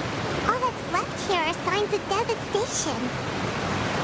Could Farina really be here? Let's try to find her as soon as possible.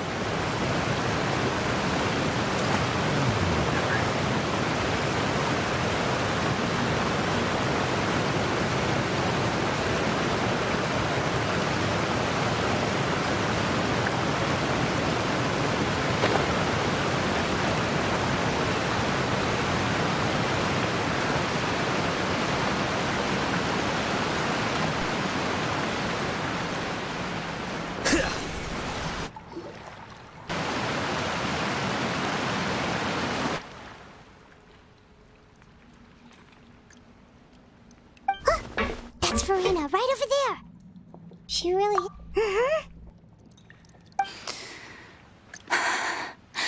Should I just give up? This is all meaningless. What was meant to happen did happen after all. Everyone's dead. I'm sorry. I am so sorry. Give up, Farina. There's no point in holding out. I'm sorry. But what can I even do other than to repeat meaningless apologies over and over? Who's that? Don't worry, Farina. It's just us.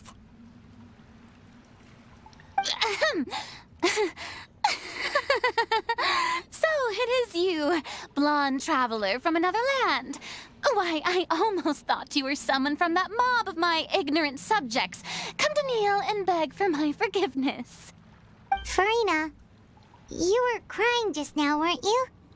The tear stains on your face are obvious. What do you mean, tear stains? Oh, I remember. The show at the Opera House earlier this morning was so moving. I'm still trying to process it. Who did that uncivilized rabble think they were, disturbing my enjoyment of the arts? They even dare to tout their Archon. I must teach them a lesson. I can just imagine their twisted and frustrated faces once they realize that I'm nowhere to be found. Oh, and I'm sure Nouvellette and those people from the Maréchaussée Phantom are... Of course not! Hey, there she is! The Hydro Archon's over there! Quick, after her! Farina, those people seem to be after you. They are? They're just some rabid fans who want to cut the line because they haven't been able to meet me in person, aren't they? That's against the rules. I can't let them get their way. Farina just ran off! Quick, we have to catch up with her!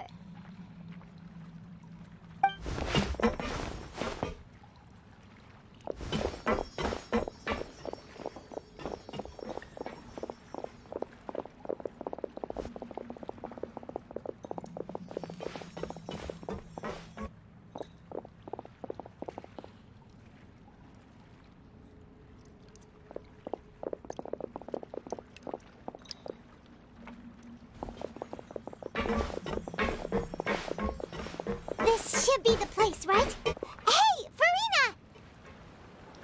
There's a good hiding spot over here. Quick, come to Paimon before the rest of them catch up to you. What is this place? Hurry, they're almost here! Fine. I suppose haste is warranted. Lead the way.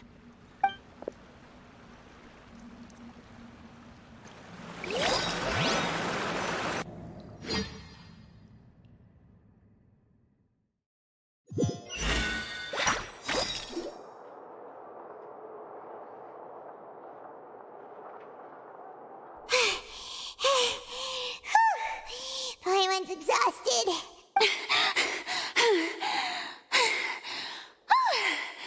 I'm so tired. I totally thought they had caught me. No, I mean, I merely gave in to the sheer enthusiasm they displayed. You're right. Yep, that's a good girl.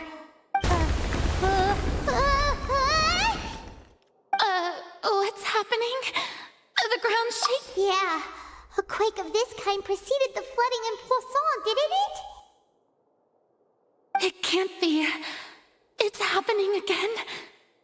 Well, there's no need to worry too much about that. Neverlette's made some emergency plans, so the evacuation should go a lot smoother this time. Yeah, I hope you're right. But the people of Poisson, they've already...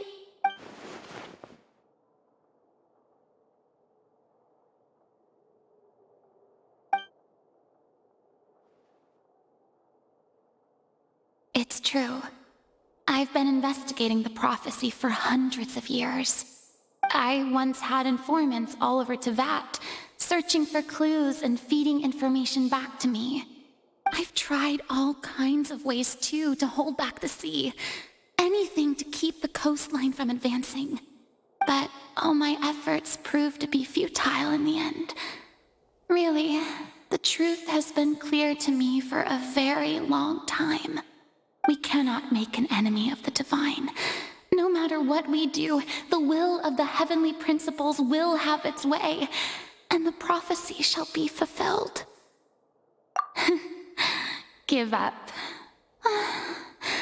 I do love the sound of that phrase. It would mean finally coming to terms with fate, but also for me to finally be free. Indeed, I've thought about giving up so many times, especially after we almost lost Poisson. Fate is really unreasonable, isn't it?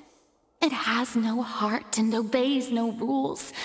The prophecy has only just started to come true, and so many people have already lost their lives. But just now, it all became clear to me. I still don't have the right to come to terms with fate on behalf of everyone else. As long as the final moment hasn't come, it's still not too late. Don't worry.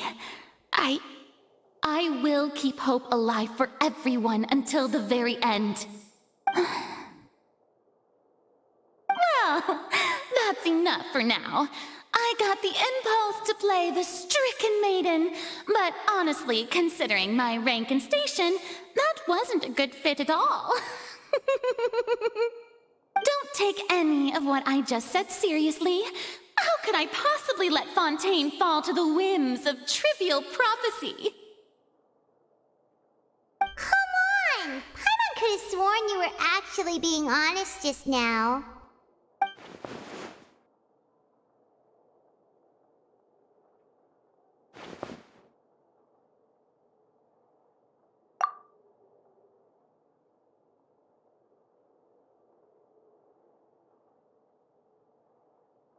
Share my burden. That's impossible. It was fated right from the start that this would be my duty alone.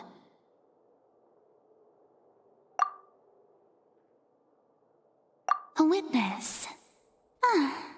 Yes, I've heard that you came to Tevat from beyond the stars, yes. In other words, you never belonged here. And if Tevat is, in its entirety, a show on a stage, then you're just a spectator, aren't you? If that's the case...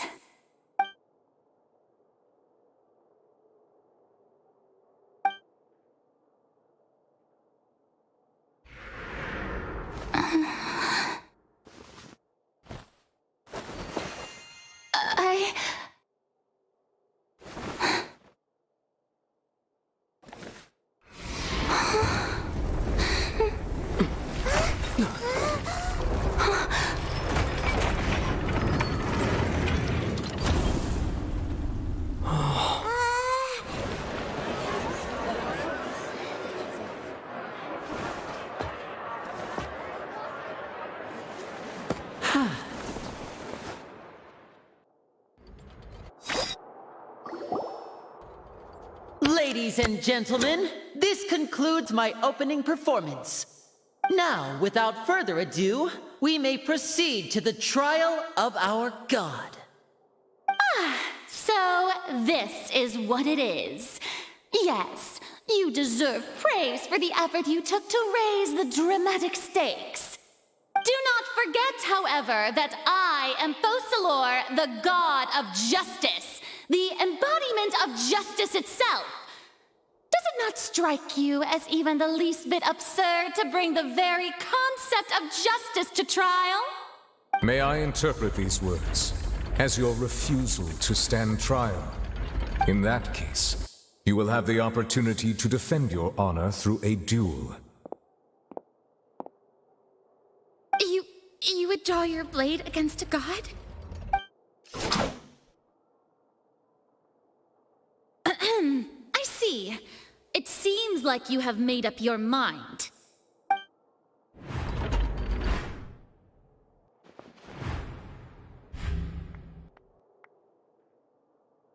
Paimon can't believe it. She just surrendered. What the heck is going on? Did I just see an Archon surrender to a human? Wow, how utterly humiliating. Lady Farina, what is the meaning of this? It would seem that there has been a misunderstanding. To be clear, the raising of both hands is not always an indication of surrender. Looking for excuses again, huh? I raised my hands just now to indicate my acceptance of the trial. No duel shall be necessary. I will admit that I've been running away for a long time. I'm sorry, everyone. I was unable to protect the people of Poisson. It is my duty to stand trial for my crimes. You are not the only ones to be disappointed in me. I, too, am exceedingly disappointed in myself. But now, it is time for the Hydro Archon to show you her courage and resolve. I, Farina, will use this trial to show the world the true meaning of justice! This time, I will protect you. Applaud and rejoice. One of the most outrageous and fantastical arcs known to the opera epiclese is now unfolding before your eyes. Mark my words, this shall be one of the most exhilarating and brilliant shows ever to grace the stage of Fontaine. The trial of the Hydro Archon, Focalor, will now begin! Woohoo! Oh, now we're making history! Why does it feel like Farina just took over the whole thing? Like, come on! Didn't she just get forced to stand trial for her crimes? Also, even though she's still acting super dramatic, she is taking this seriously this time, right? All right, then. Who will be my opponent in this trial? The court asks the prosecutor to please take the stand. Is that so? Very well. Then please speak, witness of Tivat, my accuser and fated opponent.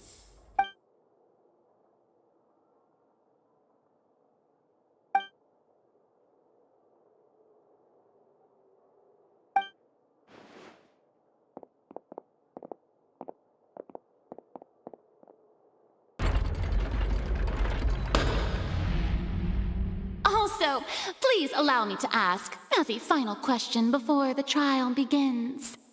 Just how much work did you do to force me onto this stage? Well, we did do a lot of prep after the meeting that day.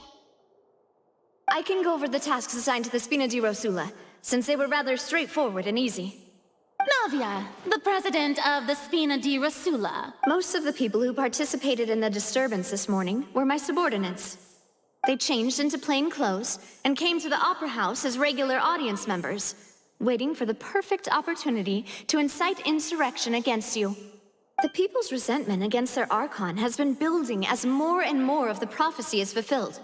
A spark was all we needed to turn smoldering anger into a flame. Moreover, according to our understanding and analysis of you, when something like that occurred, you would likely flee the scene and head to Poisson by yourself. So, we arranged for a second group to lie in wait there. So, you mean, the ones who scoured the settlement for me were also from the Spina? And their goal was to force you to step into the giant magic box so you may personally participate in the greatest magic performance in all of Fontanian history. That's right. That house was a magic box, rather than someone's residence. As the super ultimate version of the setup that I used when I first performed at the Opera Epiclese, the volume of the box was increased by a whole order of magnitude, and the distance it traversed was the entire gap between Poisson and Areneas. Its cargo, of course, was an Archon instead of a human. My thanks, Farina. Without your help, we could never have pulled off such an extraordinary performance. You're welcome? Of course, this performance was only made possible with Father's support. The House of the Hearth spent a massive amount of labor in Mora to pull this off. We had to select a location, construct the giant magic box, dig a tunnel, and open up a path through the water. It was a lot of work for all of us. So, in other words, the earthquake that we felt within the giant magic box was just a normal tremor from the transportation of the whole house? That's right. It wasn't a sign of another disaster to come. Then, I can guess Nervilette and Cloran's parts. You gathered a crowd, prepared a stage, and made sure that the champion duelist would be immediately ready for a fight. Also that as soon as I appeared on the stage, the trial may commence without a hitch. Am I right? Yes, that is correct. Well, Clorand, I must commend you for your courage. Only the most outstanding champion duelist in all of Fontaine would accept a duel with an Archon without flinching. Thank you. As for you, Traveler, I suppose your role was to keep me distracted with conversation once you found me in Poisson. You'd make sure that I didn't notice anything amiss before revealing yourself as my prosecutor once we'd arrived onto the stage. Oh?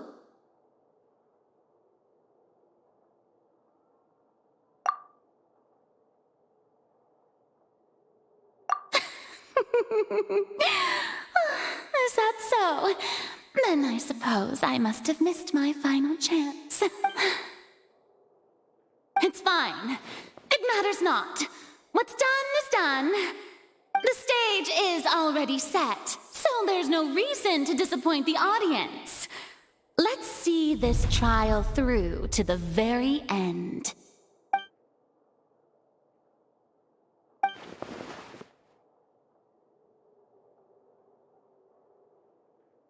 Sir Prosecutor, please allow me to pass this along.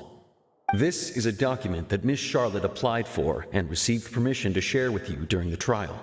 According to her, it should speed up proceedings. Huh? Charlotte wanted to give us something? Oh, so she's here too! Hey, Charlotte! Oh, let Paimon see. Isn't this the exclusive interview that she did with us before? So she's already finished it, huh? Wait, then that means this document is a perfect timeline of everything that's happened ever since we stepped foot in Fontaine! So in other words, we can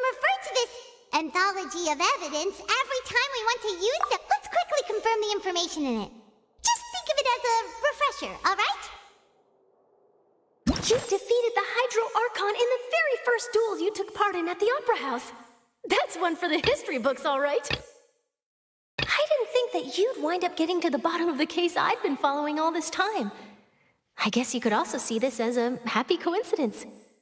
This is the first time Monsieur Nervillette had a difference of opinion with the Oratrice. Even the Hydro Archon can't figure it out. A Fatui Harbinger. She's an extraordinary person. Her instinct must mean something. The fortress of Meripede was almost destroyed in a single day. That I didn't witness that scene personally will always be a source of professional regret, I think. According to Monsieur Nervillette, both Child and that whale should have been in the primordial sea at that time.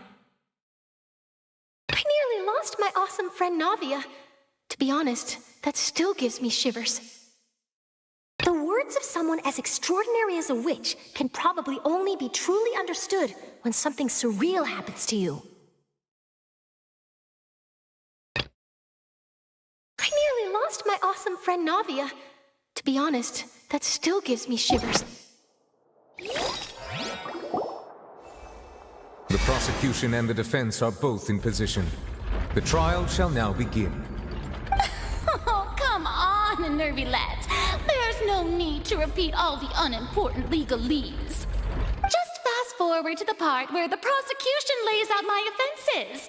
As the defendant and the lead actress of this performance, I still haven't even been informed of my supposed guilt in all of this. Of course, it is only natural for humans to struggle to understand the actions of a god. However, you will need more than that to convict me of a crime. That's true, but my charge here is unrelated to your conduct as an Archon. Instead, I would like to charge you as a fraud who's never been the Archon in the first place. Wait, what was that? Lady Farina's a fraud? Hey, I came here thinking that we were going to try the Hydro Archon for forsaking her duty, but did I hear that right? She's not our Archon at all? Charge accepted. Lady Farina, do you plead guilty to the charge?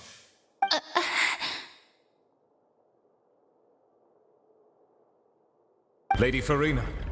I plead not guilty. How can I be guilty? There is no way that I, Focalor, otherwise known as Farina de Fontaine, a member of the Seven and the Regina of all waters, kindreds, peoples, and laws of Fontaine, could be anything other than your true Archon.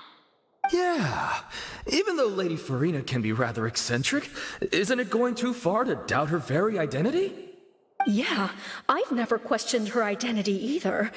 Sure, Lady Farina can be super irresponsible, but what grounds does that prosecutor have to make such a huge claim? I have cause to believe that common sense will prevail in this case. Many of the members of the audience have known me as the Hydro Archon ever since they were born. There would be no fooling their memory. See? Even the Oratrice has decided to show me its favor. Are you sure you want to commit to a charge that will never be upheld? If you wish to drop the case, I can promise you as the God of Justice that you will not have to face trial for making a false accusation. We will treat everything that's happened as a dramatic spectacle and move on with our lives. What do you say to that? Huh. An argument with near impossible odds, huh? We have to not only refute Farina... Well, I tried to give you the chance to surrender. If I was not the Archon, then how did I manage to live for over 500 years?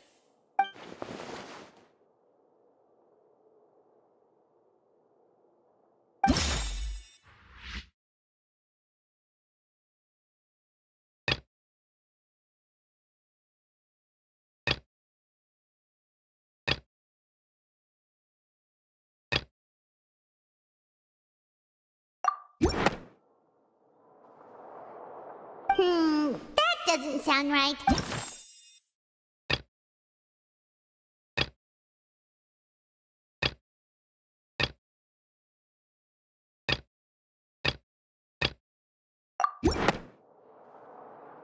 That doesn't sound right.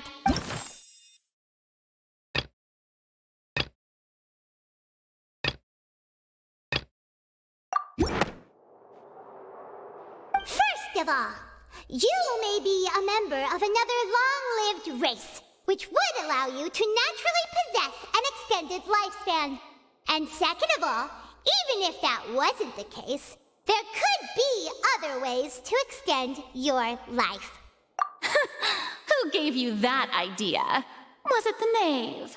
You'd sink so low as to use a harbinger's words against me. A curse? I once thought it possible that the aura of an Archon might naturally resemble a type of curse. But in light of this claim, perhaps what I sensed was not your divinity, but a curse after all. You sensed it too, huh, Neverett? Lady Farina is actually a human? Well, it is true that it's extremely difficult to tell humans and gods apart just by looking at them. It's not impossible.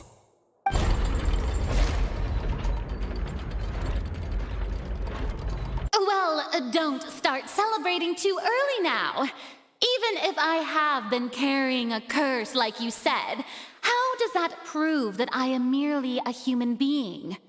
Besides, everyone knows that the main difference between a human and a god is the possession of authority. Gods can do what humans cannot.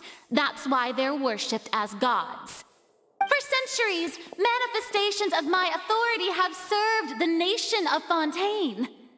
One need only to turn their eyes towards the Oratrice Mécanique d'Analyse Cardinal in this very opera house, or consider the indemnitium that is used in every aspect of life.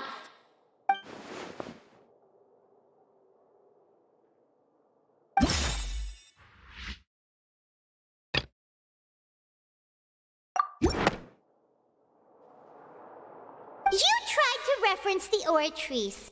But weren't you as confused as all the rest of us when the Oratrice declared Child to be guilty without any proof? Otherwise, you should have come up with a good explanation for that by now. Didn't I make myself clear at the time?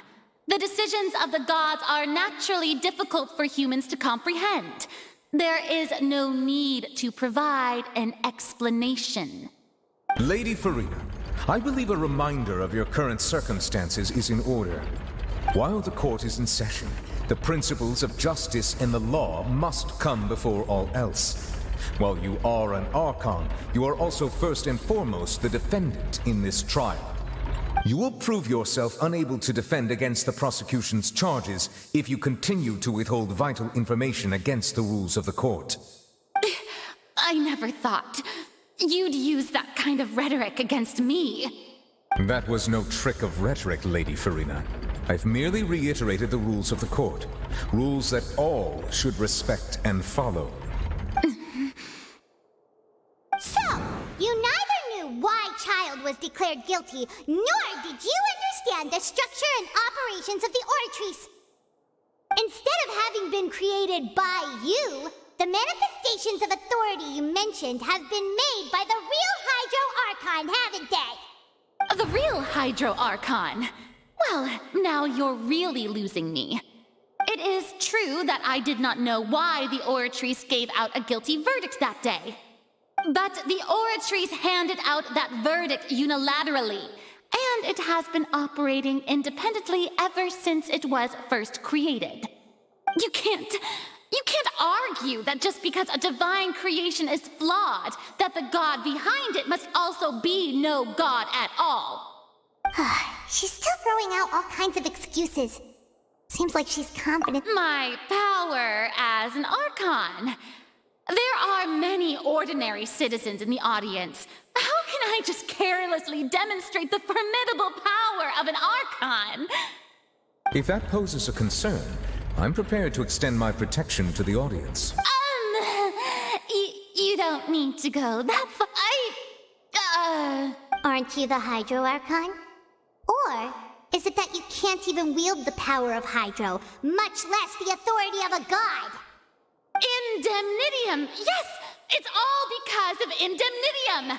All Archons derive their power from the faith of the people, and I've converted the people's faith in justice into Indemnitium. Thus did I give up all of my divine power to provide everyone with energy for their daily lives. Have you ever seen a more magnanimous god? Isn't that a huge stretch? Yeah, no matter how generous an Archon can be, how could they give up all their power? Can a god with no power even still be called a god? It seems like nobody's buying Furina's excuse. Hey, come now, everyone. Please don't stare at me as if I was a liar. I'm still the same Furina you knew, right? The one that you loved. Shouldn't you want to believe in me? Please? You've got to believe me. If what the prosecutor said is true, she really has committed a grave offense. Did she deceive all of us? And all of our parents and grandparents too? And then all of our ancestors? Ever since they were born? Enough! That's enough. Tell me then, if I'm not the real Hydro Archon, then who is? If you have no evidence of another Hydro Archon's existence, nor can you find anyone who can back up their claim to be such, then what grounds have you to say that I'm not actually the real deal? Wow, she came up with yet another argument. How can we refute her now? Seems like she really doesn't want to give up.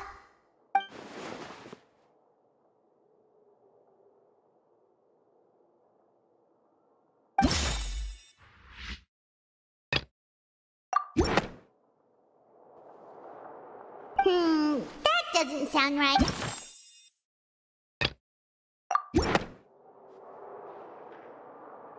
It has been established that all Fontanians can dissolve in water from the primordial sea.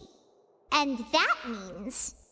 Since you insist on claiming to be a god and not a human, then there's a method that you can use right here and now to eliminate all suspicions of you being the latter. Miss Navia, please apply to serve as a temporary attorney for the prosecution before addressing the court. Though you act in partnership with the prosecutor, you must still adhere to proper procedure. Super sorry, Monsieur Chief Justice. I swear this really will be the last time that I'll speak out of turn. Now, I've brought some seawater from Poisson. As everyone knows, a massive flood struck the area not long ago, taking many lives, including those of some of my closest friends. So, Miss Furina, would you dare to touch some of this seawater? If we are to believe that you are indeed the real Hydro Archon, touching this seawater would have no effect on you. All it should do is strengthen your case. But if you don't dare to touch it, then we would have basically proved the reverse. Oh, and I must remind you that after the disaster at Poisson, nobody wants to see any more people dissolve. I do hope you'll act prudently and choose the simpler path of admitting guilt. Navia from the Spina di Rosula. The Spina has governed Poisson for many years. I guess her suggestion is valid. If Lady Furina is indeed just a human, she's probably Fontanian like all the rest of us. Would she really dare to try?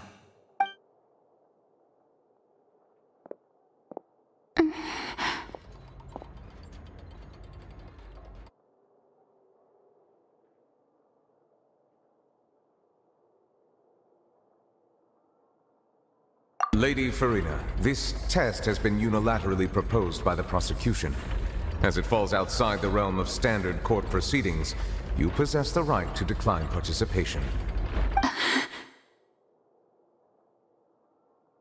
Well, of course he had to tell her that. But refusing to participate is basically the same as a confession of guilt. She's just staring at the water without saying a single word. It really does seem like she's quite terrified of it. That could only mean... What's going on? Is she really planning to...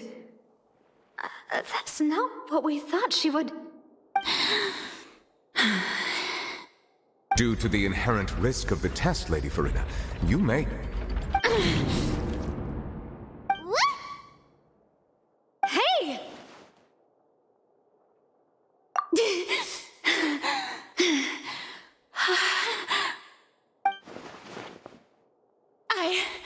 I'm fine! Look at me, everyone! My hand is still here! I haven't been dissolved! Will you believe me now? I really am your Archon! I'm nothing like a normal human who would fall apart as soon as they touch this water! Really, was this not the most obvious thing in the world? Miss Siegewing? If you're present, Miss Siegewing, please come forward and attend to the defendant. Siegewing? Don't be nervous. It'll just take a few seconds. Let me see. That should be enough. Please announce the results of your evaluation to the court, Miss Siegewing. As everyone doubtlessly saw, Miss Farina was displaying symptoms of hyperventilation and flushed skin. These indicate that she was experiencing the adverse effects of exposure to primordial seawater. The extent to which she was affected is the same as other humans when exposed to primordial seawater of a similar concentration. Thank you, Miss Siegewing. Lady Farina, you may return to the defendant's stand. Oh wait, what did she just say? I didn't get dissolved! Shouldn't that be enough to prove my innocence? Well, considering your tendency to run from your problems, we did originally prepare a direct sample of the seawater around Poisson. However, after extensive discussion, we exchanged it for a sample that is not concentrated enough to dissolve an actual human. After all, on the off chance that something entirely unexpected might occur, we don't want anyone else to lose their life to the sea. Yeah, so out of regard for Farina's life, you secured a low-concentration sample and asked the head nurse to serve as an expert witness. It's a great thing that the direct sample wasn't actually used. Farina could have... I can't believe... You...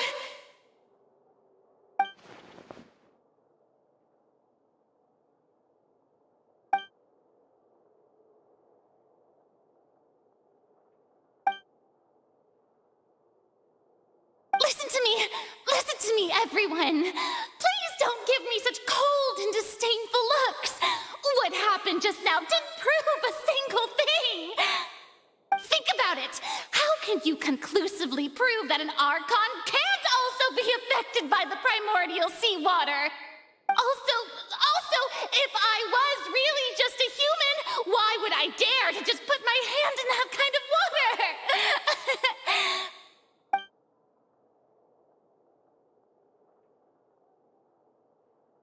Please, anyone, just listen to me! I swear, I really am your Archon!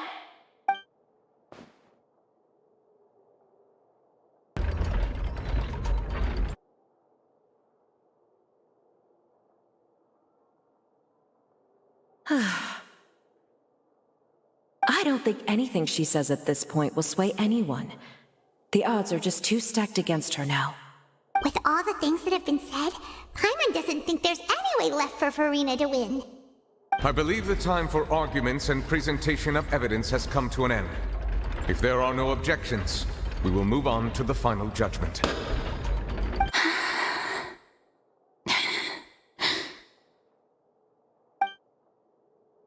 I don't think anything she says at this point will sway her. She's too stacked against her now.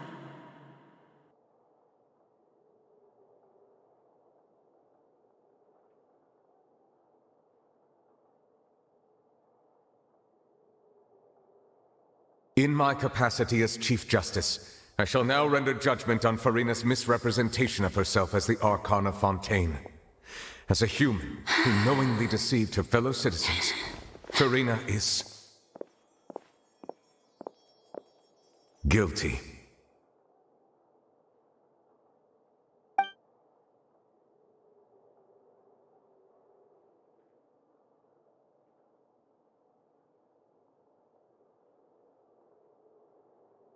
We shall now turn to the Oratrice Mécanique d'Analyse Cardinale to render the final verdict on the charges.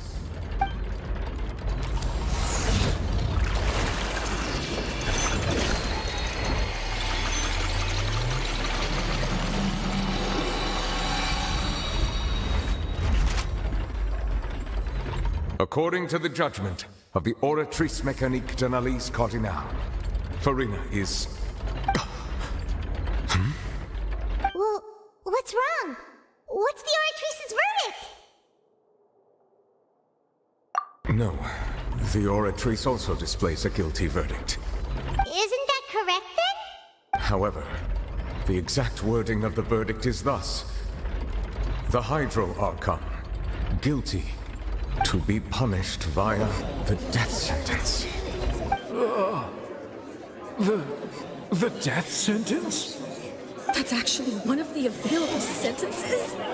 I've always thought that it was just a myth. The one and only time the death sentence has been handed out at the court, and it's been given to the very person we've worshipped as the god of justice? What an unexpected twist. Farina's been sentenced to death by the Oratrice? We just wanted to use the trial to show her the seriousness of things so she'd tell us the truth. How did things escalate this quickly? This outcome is indeed quite strange. According to Fontaine's current definitions of justice, as well as its recommendations for criminal sentences, is this sentence really appropriate for the crimes that have been committed? Yeah, even Fache wasn't sentenced to death by the Oratrice. You know, the real evil mastermind behind the serial disappearances case. Indeed. Not only is Farina's sentence overly excessive, the very point of our trial today was also to prove that Farina has never been the Hydro Archon in the first place. But now, the Oratrice seems to have deliberately invoked the title of the Hydro Archon. What does this mean?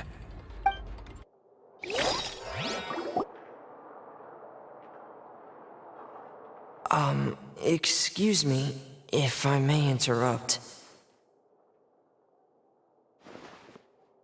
Is the trial still going? Fremine! You finally made it. I assume this means you've completed your mission? Mm-hmm. Any mission Father assigns to me will always be top priority.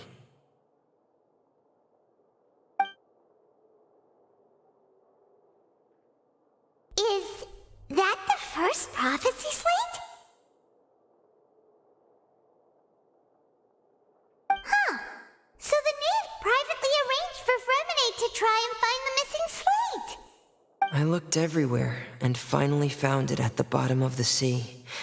It took me a long time to get around some dangerous stretches of water. But has the trial already concluded? Then doesn't that mean I've come too late? Oh no, Father... Thank you for your hard work, Mr. Fremine. Please allow me to review the record left on the slate. Traveler, I believe that you have already seen the other existing slates, and would like you to come here and confirm their contents.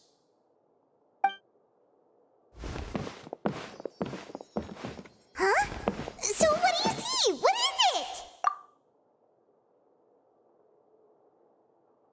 I believe I've now made sense of the Hydro Archon's crime. It has to do with Fontaine's lost history. Huh? Isn't the Hydro Archon just guilty of deceiving her people? Oh, wait, no, that's Farina, and we've already proven that she's not the Hydro Archon. So when you say Hydro Archon, do you mean the real Hydro Archon we've been kinda talking about? In truth, everything that you've encountered in Fontaine up until this point can be traced back to the contents of these stone slates. However, I'm uncertain as to how much sense they currently make to you. Okay, let's try to recall the contents of the other 3 stone slates. Paimon will do her best to help you remember.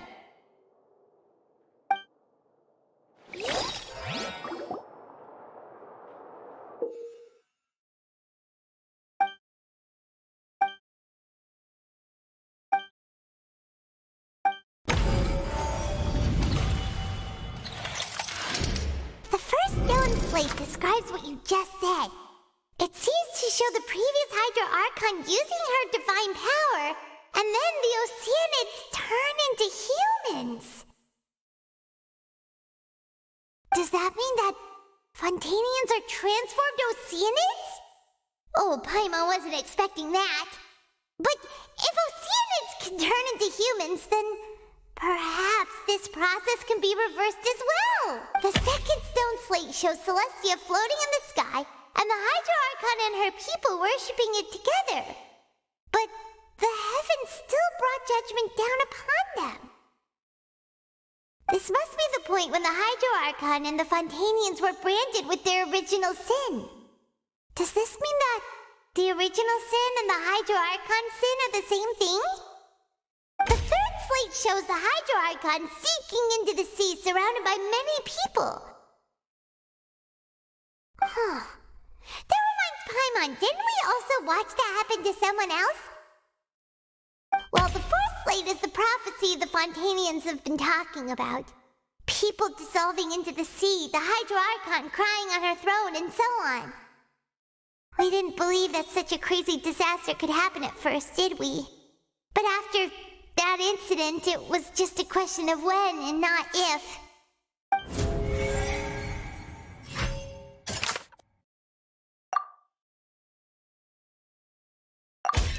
We know from the case of the serial disappearances of young women that Fontanians can be dissolved in primordial seawater, and the first stone slate tells us that long ago, the Hydro Archon used her power to turn Oceanids into humans. This might be the reason that Fontanians can dissolve.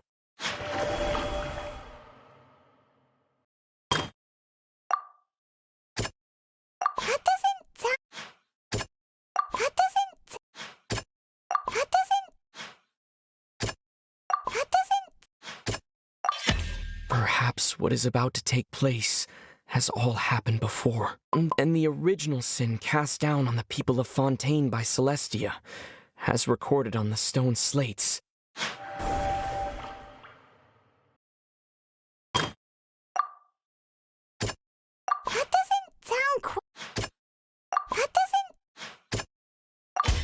It's not as simple as falling into the sea. When Navia fell into the sea, her consciousness was subjected to judgment. The stone slates show the people gathered around the Hydro Archon in the sea. Could that be alluding to the same thing?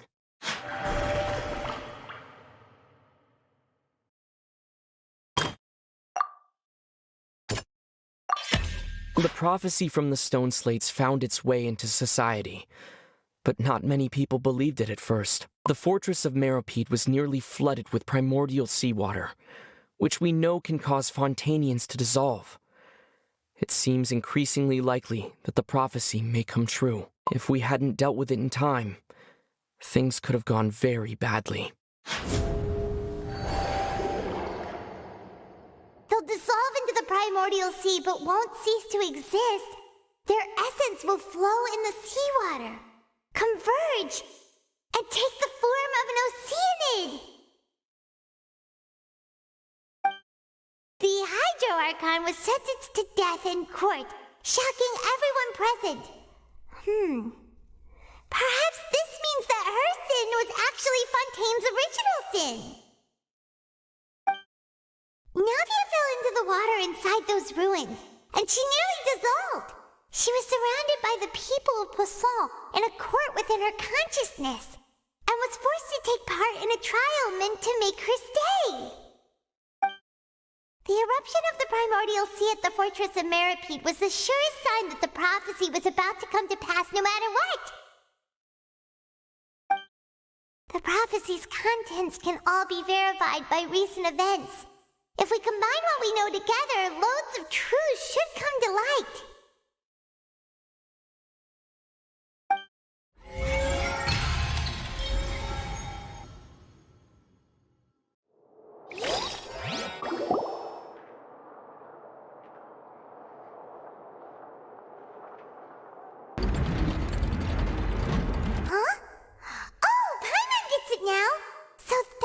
You can make sense of it.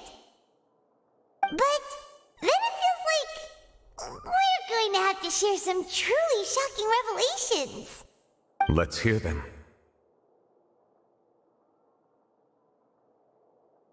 Incredible. Linny, did you hear that? We're not real humans. All Fontanians were originally created by the late previous Hydro Archon, with Oceanids as their basis. The evidence for that can be found in how only Fontanians could dissolve in primordial seawater, and how all the girls Vacher dissolved were also turned into Oceanids. Oh, and according to Navia, when she was about to get dissolved, she also saw everyone gathered around for a trial, all of them in the shape of Oceanids. Indeed.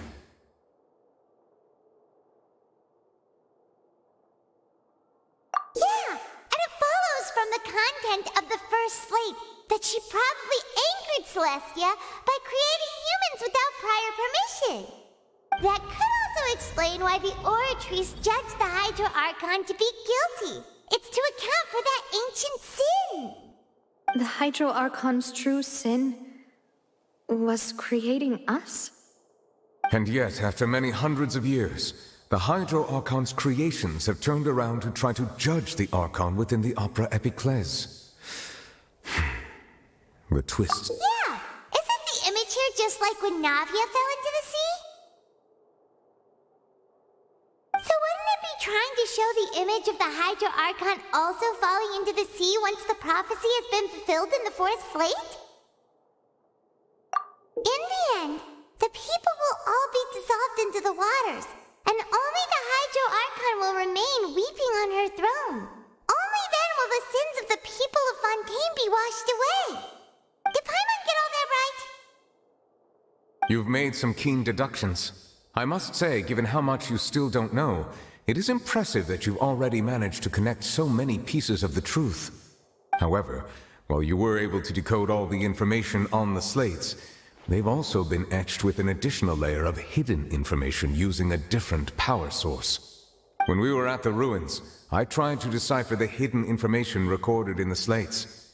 But since we only had 3 slates at the time, I was unable to come to a full conclusion. Now that the slate collection is complete, I shall make another attempt to decipher the narrative recorded within. If everything goes well, we should finally be informed of the unadulterated truth.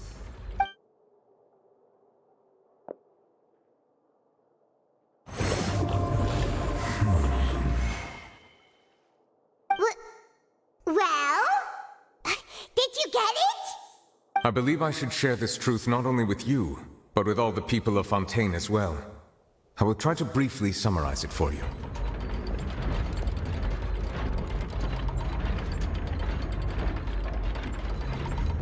Your hypotheses regarding the origin of Fontanians and the sin of the Hydro Archon were both correct.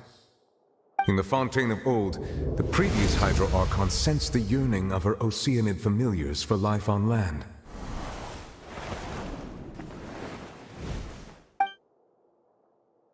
The Oceanids were enamored with the beauty and romanticism of human beings, and wishing to have those experiences for themselves, expressed to the Hydro Archon their desire to become of a similar kind.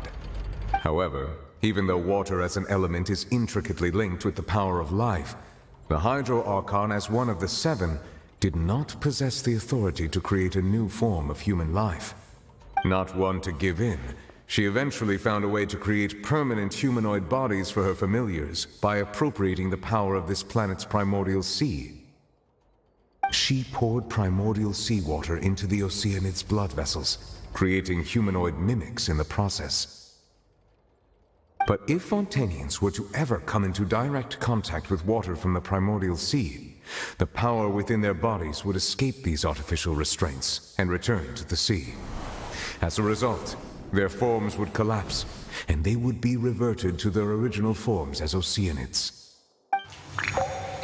Of course, the Hydro Archon never received permission from the heavenly principles to create a new human race. And thus, the Hydro Archon and all of her creations came to shoulder the original sin of appropriating the power of the primordial sea. That is the true history of how the people of Fontaine first came into being. So we were all Oceanids. sentience before we turned into human beings? That's way too much information for me. I think I'm just going to pretend that I never heard a single thing. Wait, but if that's the truth, we can't let the Hydro Archon be sentenced to death. After all, her only sin was creating us. This really might be too much information for your regular Fontanian, but it does answer a lot of our questions. Alas, your hypothesis regarding the third and fourth stone slates was inaccurate. The slates' respective positions are, in fact, correct. A key point of the visual on the third slate is how all the individuals depicted in the water are humans rather than Oceanids. They have not been dissolved, which implies that the water depicted in this slate is not water from the primordial sea. The nation of Fontaine is the nation of Hydro, as well as the nation of Trials and Justice. Instead of being the literal element, the water in the scene symbolizes judgment and justice. You may also recall Navia's experience. When she fell into the sea, her consciousness was surrounded by that of many others who intended to hold a trial to determine her fate. Therefore, the meaning of the third slate is that the people of Fontaine shall try the Hydro Archon at the court of justice. Yes, it refers to our present situation. I think I'm following now. So, what you're saying is, even though we decided to put on this trial to avoid fulfilling the prophecy, in truth, everything we've done has happened exactly as the prophecy foretold. So now, it seems, we're the ones making sure it comes true. What should we do? Huh. No matter what, the prophecy will be fulfilled. Is this what it feels like to be a prisoner of fate?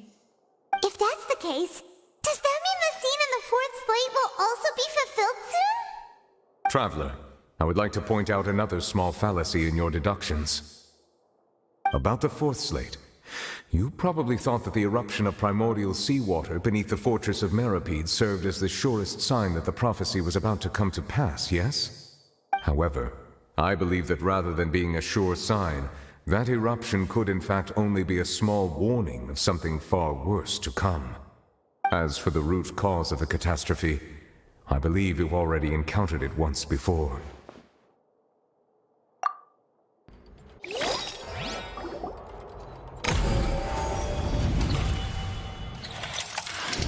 This eruption is just a small warning of the things to come. We must find the root.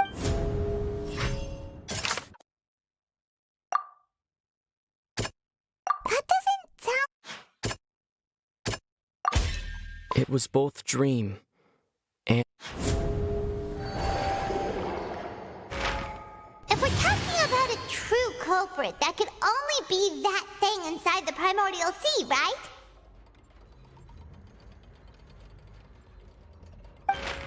The truth, the original sin, the trial, and the root cause of the disaster.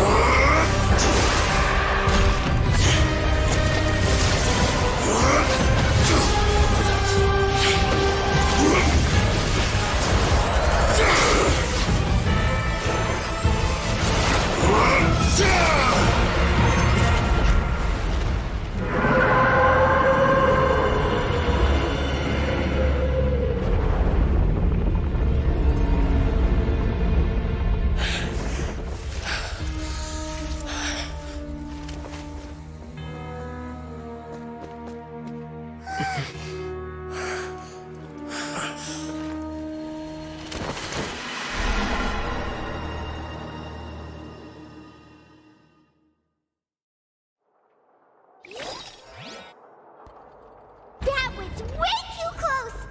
How did that thing just burst into the Opera House? Wait, was that the huge whale you saw in your dream? So we've met it at last. I understand very well why it has chosen to make an appearance here. That whale does not belong to Tevat. It is a monster that has traversed the stars, weeping all the while. It has been greedily consuming the energy from the planet's primordial sea, using it to grow. That is the main cause for the rising sea levels. And once it has finished consuming all of the energy contained within the sea, its next step will be... You said that when the Hydro Archon first created Fontanians out of Oceanids, she filled their blood vessels with primordial seawater. Precisely. That whale finds the blood of Fontanians nigh impossible to resist. Therefore, when it left the primordial sea, it decided to make its next stop a packed opera house full of food. Food in the form of Fontanians. We just barely managed to push it back, right? In that case, won't it come back to target the people again once it's managed to recover its strength?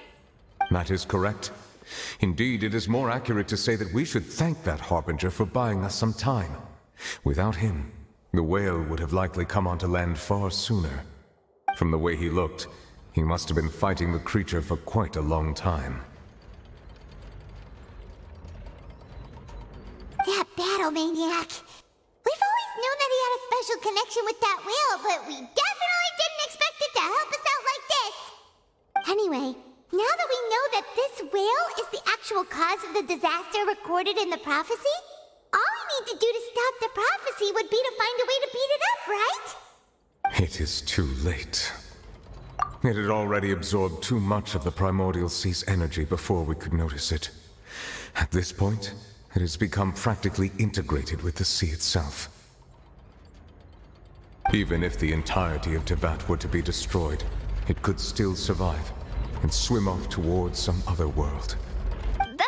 That's not something I will accept. We've already done everything we can, and we even found the true culprit. We've come so far. You can't just tell me that the last hurdle is some impossible foe. That's just not fair. Indeed, that's not how a grand performance should end. I'll fight it to the end, no matter what. So the prophecy will be fulfilled no matter what, huh?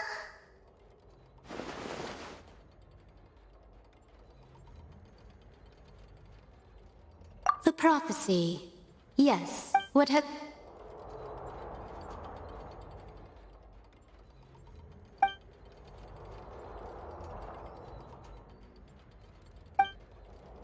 Just as prophecies are usually only the future as seen from the perspectives of the gods, could things be happening in hidden corners where the gods' gaze does not fall?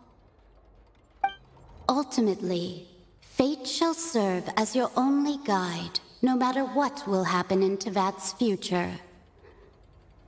All you need to do is to play your part.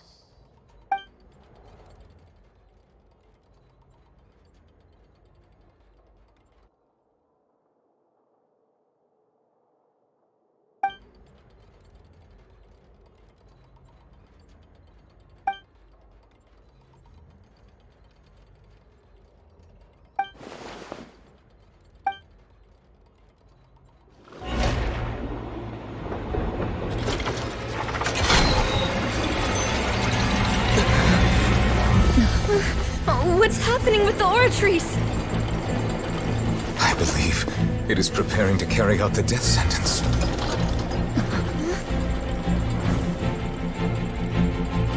Farina!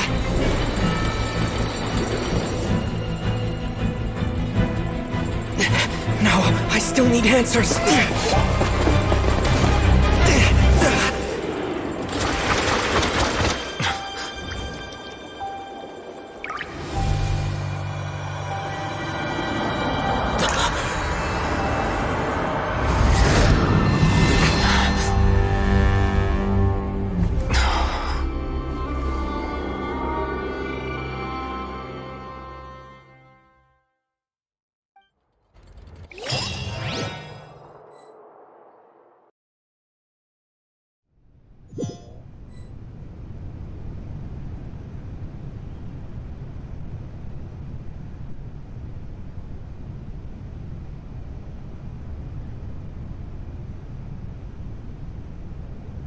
You...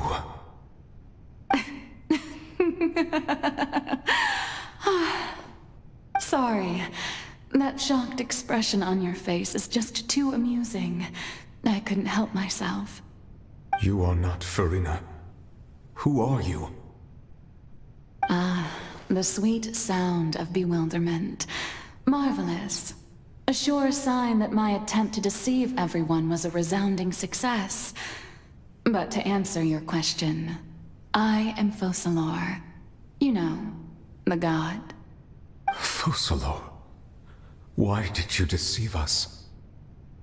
Oh, that wasn't my goal, of course. Goodness, no. But I had to fool everyone else too, if I was to stand any chance of deceiving the heavenly principles.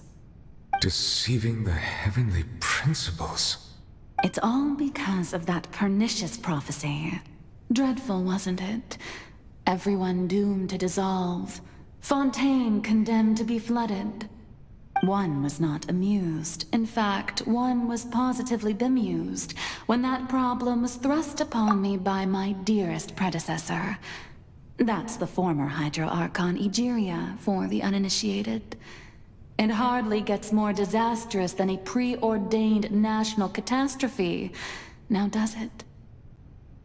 She knew full well that the prophecy would surely come to pass. And as one of the seven, she also knew full well that one defies the heavenly principles at one's peril.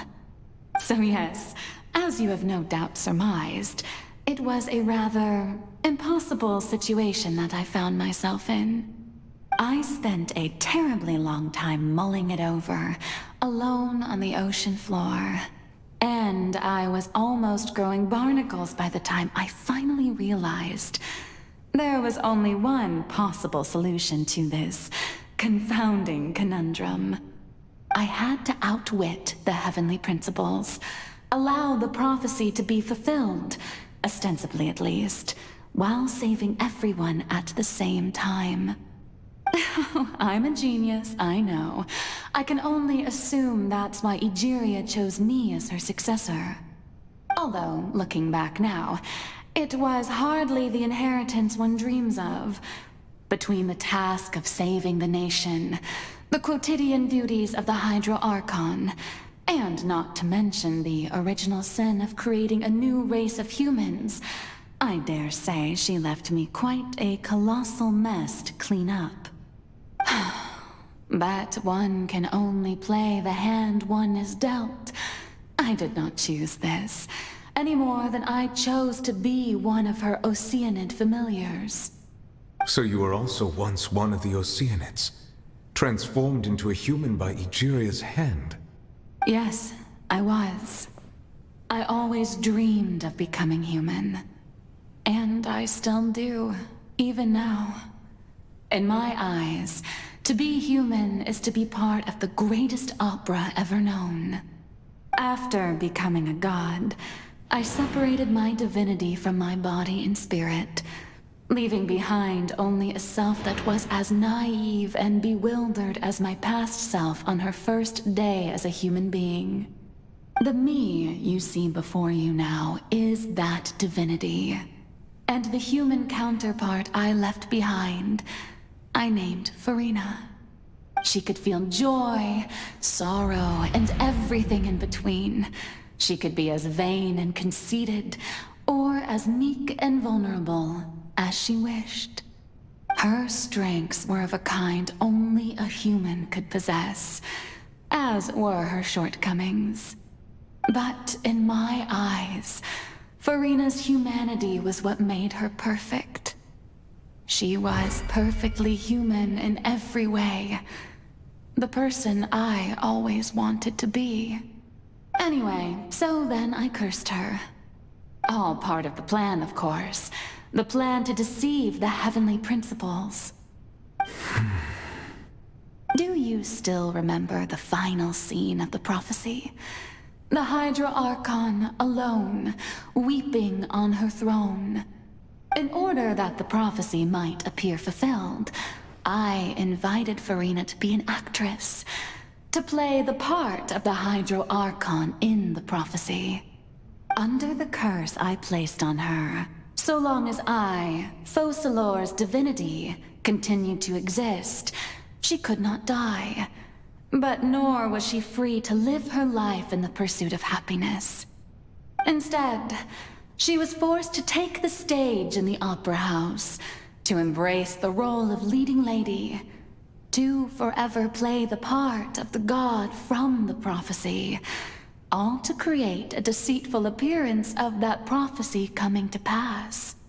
I suppose now you probably understand why your court is called the Opera Epiclese. But Farina is only human, isn't she? Even though she has had a long life, her mind is no stronger than that of any other ordinary human being. I cannot begin to fathom what she has had to endure. It must have been torture for her. It has indeed. And although she is, in a sense, me in human form, I most definitely owe her an apology for it. It's been 500 years, and all along, she's been playing her part in the most unimaginably long, unbearably lonely, and agonizingly painful opera of all time.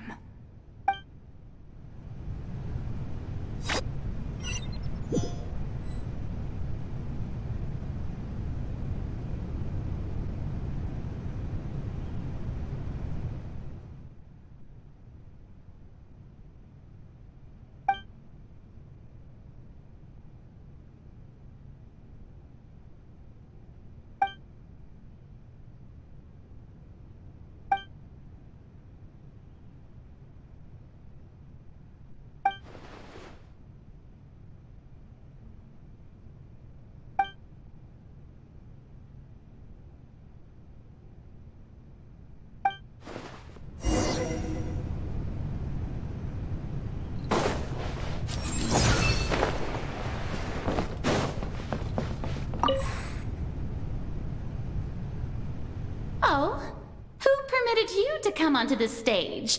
Now, I understand your admiration for my august self, but I must ask you to keep to the rules. All right. It is not my intent to reprimand you. There is no need to state your name. Just be off with you. Do not distract me from my performance. Oh, do not jest. Can you not feel it? I am Focalor. The eyes of countless Fontanians are upon me.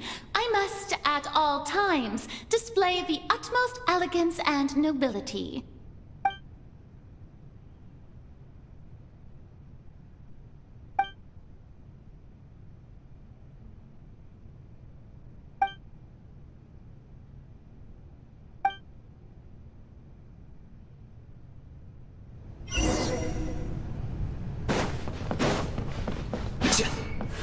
Dear audience, the performance is experiencing a technical difficulty, but worry not. The guards shall resolve it soon enough.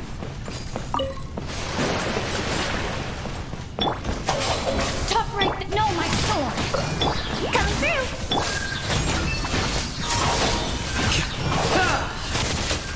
Hey, what gives? The audience is still watching me, you know. Guards? Wait, where are the guards? Guards!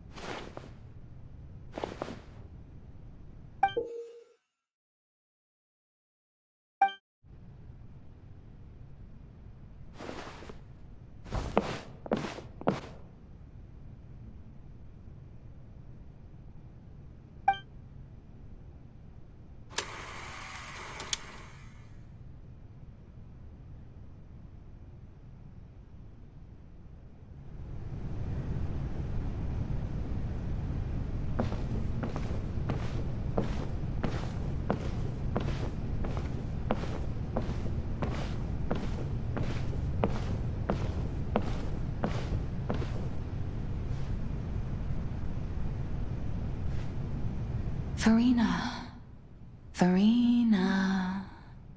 Huh? Who's that? Who's calling me? Where are you? Be not nervous. Be not afraid. I am before you. Wait a moment. You're near me? How can this be? Mirror you, huh? You know what? That's not bad. Let's go with that. Mirror me? What do you wish to say? The prophecy. Have you heard of it? What prophecy? Wait. I know. I don't know why, but it's in my head somehow. The people will all be dissolved into the waters, and only the Hydro Archon will remain, weeping on her throne. Only then will the sins of the people of Fontaine be washed away. Oh, very good. You know it well. What's going on? I can't seem to remember anything clearly. The only thing I know for sure is this prophecy. Will it really come to pass? Yes, it will. And that is why I've come to you. Disaster will come to Fontaine sooner or later. Things will develop just as the prophecy declared. There is no escaping it. But doesn't that mean everyone will die? I'm a Fontainian just like them. Will I dissolve too? Oh, don't worry. Magical meetings exist in this world precisely to give people a chance to turn things around. It is the reason why you met me today. I will tell you how to save everyone, but you may have to suffer somewhat. Oh, so there's still hope after all. Goodness, you frightened me. You spoke so much and with so much certainty. As for the suffering, well, I will admit that the first thing that came to mind was, why do I have to be the one to suffer? But if the prophecy will come true, I'll also die anyway, right? So if I've already met you as my magical meeting in this world, if there were scales, with all the people of Fontaine on one side, and my pain on the other, is it not obvious where the scales should tilt?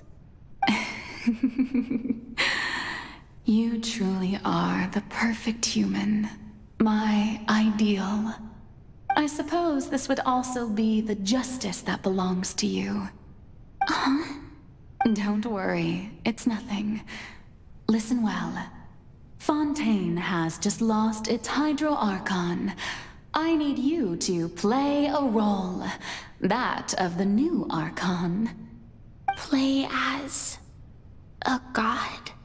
That's right. You must begin a never-ending masquerade. You must never let anyone suspect your identity.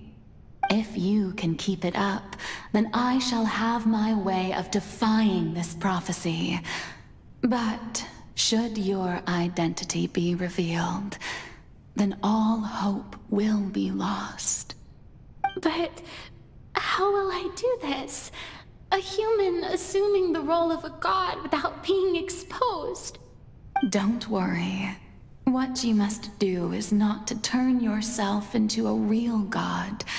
You simply need to play the role of a god as humans imagine them to be. Being a human yourself, I'm sure you already know what such an entity would be like. Remember, your true challenge will not be pursuing divinity, but contending against humanity. I'm still not sure. So, how long am I going to have to play this role? To accomplish this mission, You will have to stay on the stage for many, many years. You will endure and not grow old until your task ends. But I promise you, all will eventually end in a magnificent and dramatic trial, and everyone will be saved. A trial? Huh. How exciting. I'll be looking forward to it.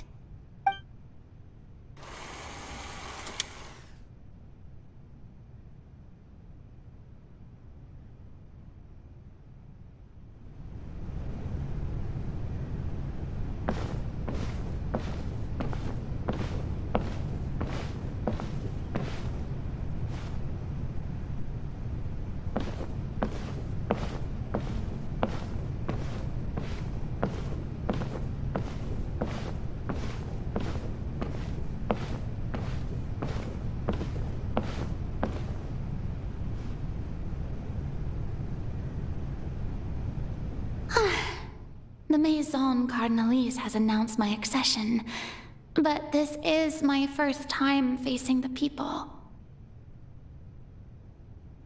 What should I say to most appear like a god? Ladies and gentlemen, good evening, and welcome to the Opera Epiclese. I'm sure you've all heard about how I have taken on the role of Hydro Archon. Indeed, I am Verena de Fontaine, your new Archon. In truth, I know little about becoming a nation's new god, but it will be my honor to guide you all. As the god Focalor, the god of justice, I shall do all within my power to lead you into an age of fairness and justice. Once again, thank you all for coming. If you should have any questions or suggestions, please send them to the Maison Cardinalise. The future of Fontaine will require us to work together, after all. This should do it. I thought I might stammer, but thankfully, I was able to convey my thoughts just fine. Okay, and next. That's the new Hydro Archon. Is this some kind of joke by the Maison? I would have thought that a being that surpasses humanity would be a bit more assertive. Hey, did you hear that? She even told us to send her suggestions there at the end. Shouldn't gods be all-powerful? She's being so modest. What's the difference between her and an ordinary person, then? If you ask me, perhaps the succession didn't actually happen. She might just be a Maison-backed puppet. Wait, what's going on? Why is everyone suspecting me of being a fake? Oh, this is bad. If I get exposed here, there'll be no saving the people from the prophecy. Right. Mirmi said that I just need to play the role of a god as humans imagine them to be. Calm down, Verena. Think. What do the people want? How would they imagine a god to speak and act? Assertive, with a strong sense of presence. One who can dispel all doubt. That is the character I'm fated to play.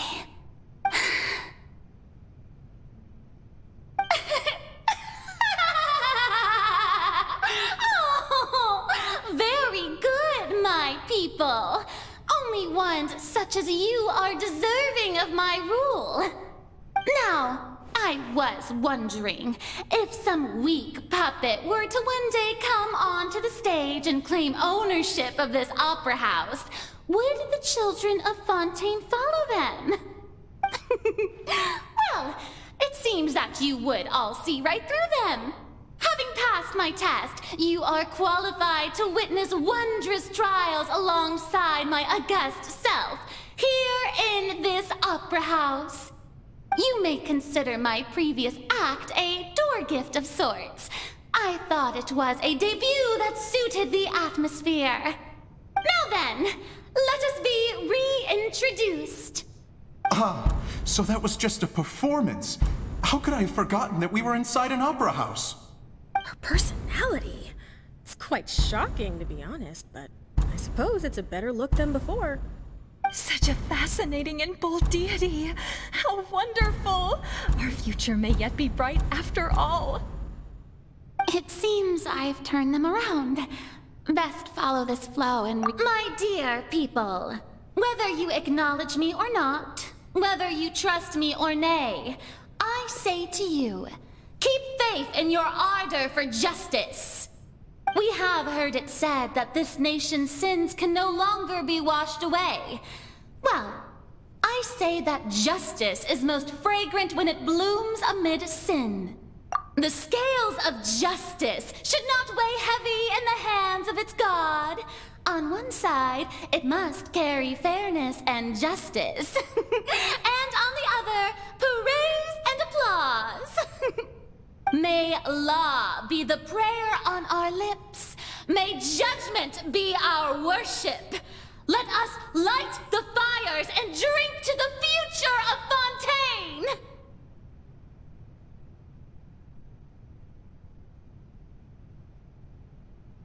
There is no trouble in this world that justice cannot solve. All that is needed is for you, my people, to believe in it, heart and soul. So long as I, the Archon Focalor, stand within the Opera Epiclese, so long as I stand before the Oratrice, I shall even judge the gods of this world!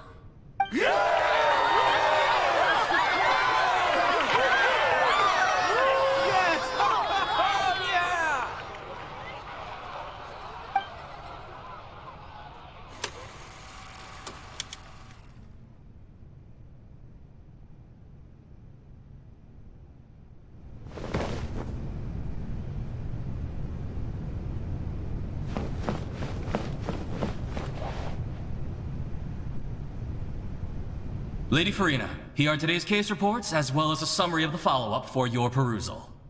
Come now, was I not just at the Opera House in person? Leave these kinds of things to Neuvillette.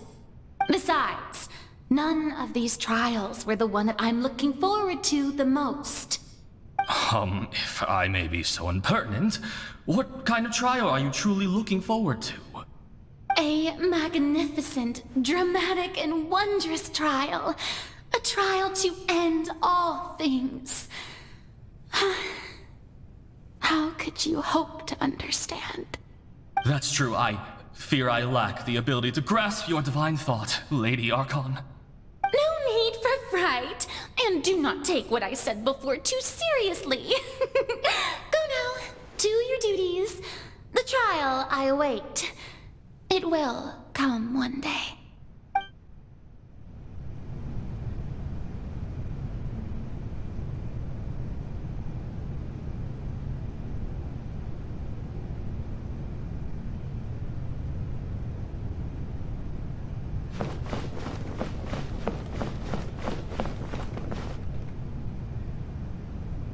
Lady Farina, I don't know what to say. Thank you for agreeing to see me. No need to thank me. Or rather, thank your own sense of perseverance instead. Long have you stood in line to meet me, have you not? Oh, I'm afraid that's just an inevitable consequence of my divine charm. All right. Deoteria, is it? How is your son's illness? You remembered me, and you knew of my family, too. He is doing much better now. In fact, he is far more of an ardent believer than I. He was the one who forced me to seek an audience with you, and to bring your words back to him. Oh, good. Very good. If this should happen again in the future, please do not hesitate to come and tell me. Going down to citizens' homes every so often, while not usual practice, should serve as a fine change of pace. Ah, you're such a gentle and wise god. Thank you once again, on behalf of my son.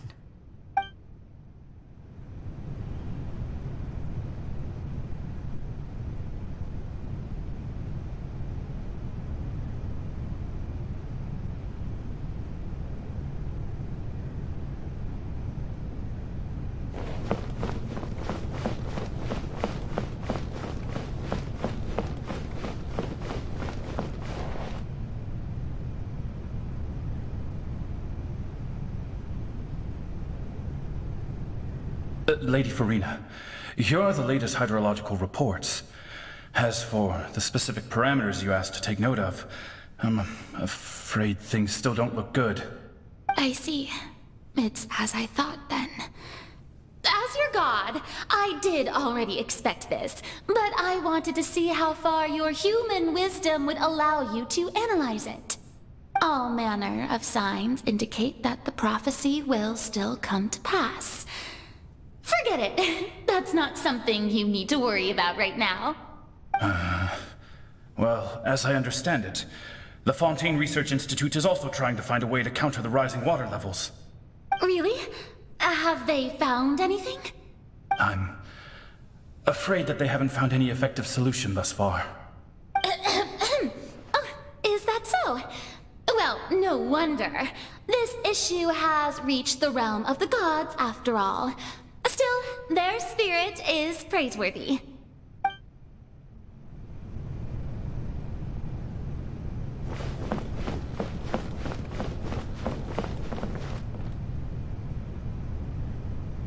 The day is finally over. I haven't had a moment to breathe this whole time. But it's good to see that everything's getting on track. There are no longer any voices of suspicion. Maybe this is fine. I just need to keep going, and everyone will be saved. All right, Farina, don't think too hard about this. You need rest. Tomorrow's a new day.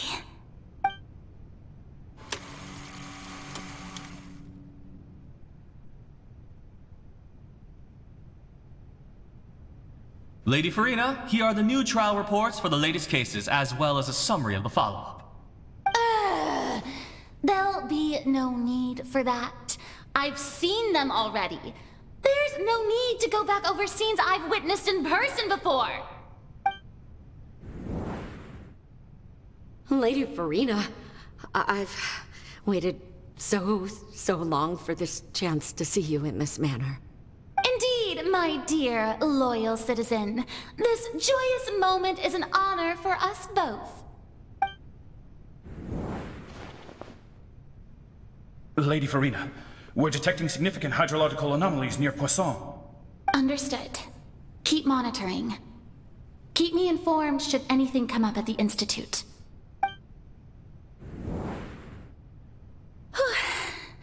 I don't think I let anything slip today. I must show the people that there is nothing to worry about. I just don't know when these days will end. I feel utterly exhausted. Best to rest early today, too.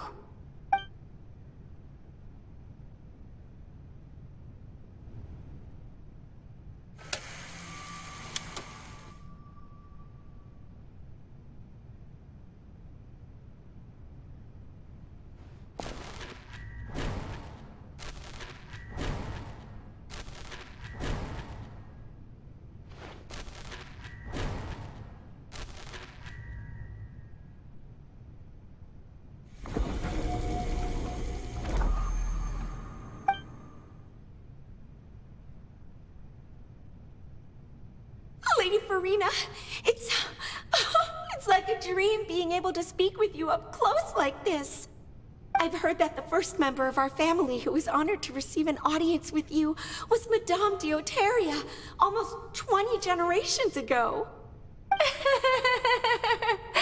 And what a fine family yours is indeed. It brings me great joy to meet such a faithful believer. A descendant of a line most ardent. Surely you exaggerate, Lady Farina. My lady? What is it, good citizen? Oh, are you crying? Uh-huh. Really now? I didn't even notice. This must be the overflow of hydro from my person. Well, can't quite help being the god whose dominion is the waters, can I? No wonder. No wonder. A manifestation of your power, then. Oh, Archon, I am honored to have witnessed it. Honored indeed.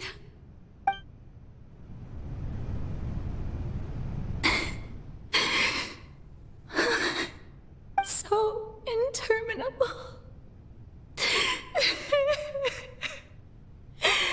So lonely. Just how much longer? Hundreds of years must have passed by now. Perhaps the show must go on for hundreds more. I never imagined that it would hurt so much. Have I reached my limit? No. Perhaps I reached it long ago. Today I didn't even notice my own tears. I want to tell someone, anyone, about this. But would that not destroy all I've done so far? I've conducted so many investigations across the centuries, but there's not even a sliver of hope that we might break the prophecy. All I can do is keep heart. I must maintain this act. It is the only way to save Fontaine. Please, mirror me. You have to succeed.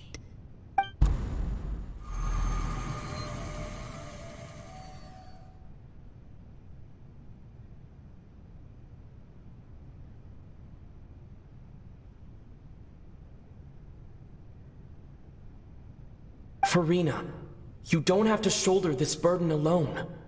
Although I don't know what you might be keeping from everyone, your people are more than willing to share your burden with you.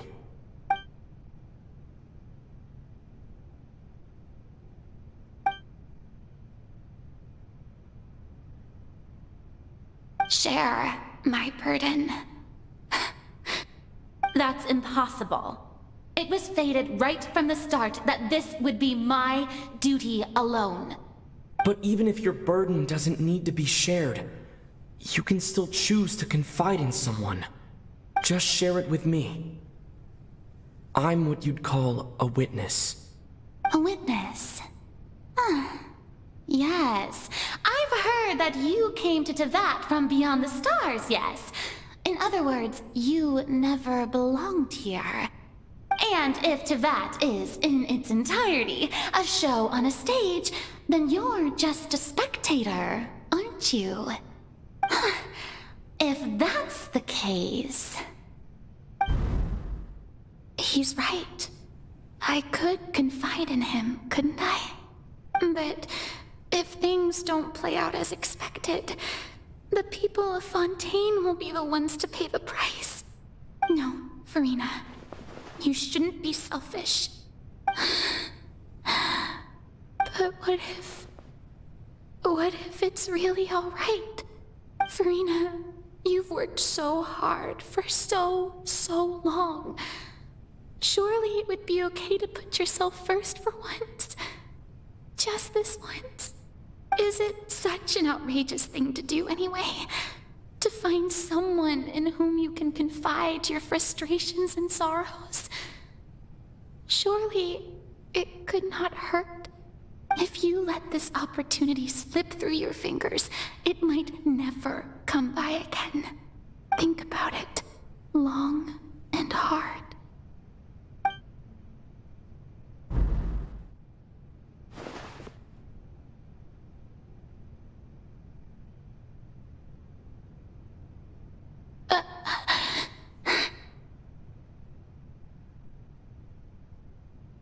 No, I have nothing to say. I am Farina, the Archon of Fontaine. Everything will surely get better. All you need to do, dear spectator, is to witness my performance until the curtains fall.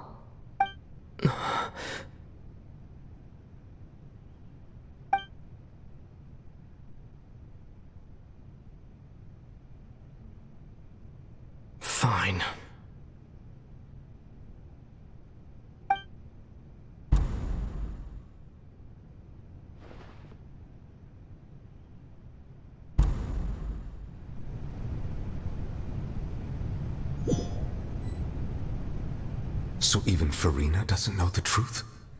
You've never once let her in on the full plan? Yes, it had to be done. To deceive the heavenly principles, you must first deceive yourself. She did very well. If she had let her resolve falter even once in these 5 centuries, Fontaine would have been doomed to the most tragic fate. It seems that trusting humanity was the right decision after all. I believe that I understand how your deception works, but that is only half the truth, is it not? How would you build on this foundation to save the people of Fontaine? That is the most important thing. Ah, good. Of course, the Iudex of Fontaine has pinpointed the crux of the issue. I'm sure you've long sensed that the Oratrice is no simple machine, yes? I've always suspected that it had its own consciousness. And Lenny did mention that he heard a human voice within the core chamber. It now seems that that person was you, hidden within the machine all along. Am I right? And then I became one with the Oratrice, taking Fontaine's gnosis with me. Yes, it would seem so, wouldn't it? Alas, your understanding of this device still lacks sufficient depth. In truth, it is no enactor of justice. It is, in fact, a device created to kill the god of justice. I beg your pardon? Oh, you have it. And to be more precise, not only will the Oratrice take down the god of justice, it will also take down the divine throne upon which she has been placed. I mean, did you think I would be the sort to enjoy peaceful repose while Farina suffered? My work over these last 500 years has been to constantly accumulate indemnitium within the Oratrice. But really, some have already discovered that only a small fraction of the energy generated by the device was ever used to provide power to Fontaine. The vast majority had to be, accumulated to enact this death sentence. It was all part of your plan, then? Both the trial and the sentence? Indeed. This power, accrued over 5 centuries, could have sustained Fontainians for millennia, had it only been used for that purpose. Almost all of it has now been stored within the Oratrice. But only power of this magnitude could hope to destroy the Hydro Archon's divine throne, shaking the rules established by Celestia, and breaking through the institution that is the Seven. So the Oratrice's call for death was for neither Farina nor Focalor, but for the Hydro Archon. The destruction of that divine throne. If I do not misunderstand your intent, you must be... returning what's rightfully yours to you, of course. In other words, this was all done to return the authority of the Hydro Archon to the Hydro Dragon of this planet.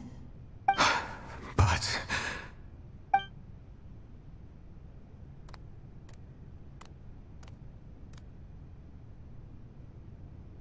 Oh, what?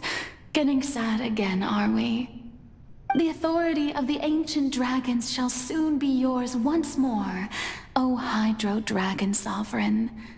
And this is the face you make. all you've done throughout the years is just so you can sacrifice yourself at the very end. I've never quite seen it that way, you know. Even now, I'm quite pleased at how well my deception worked.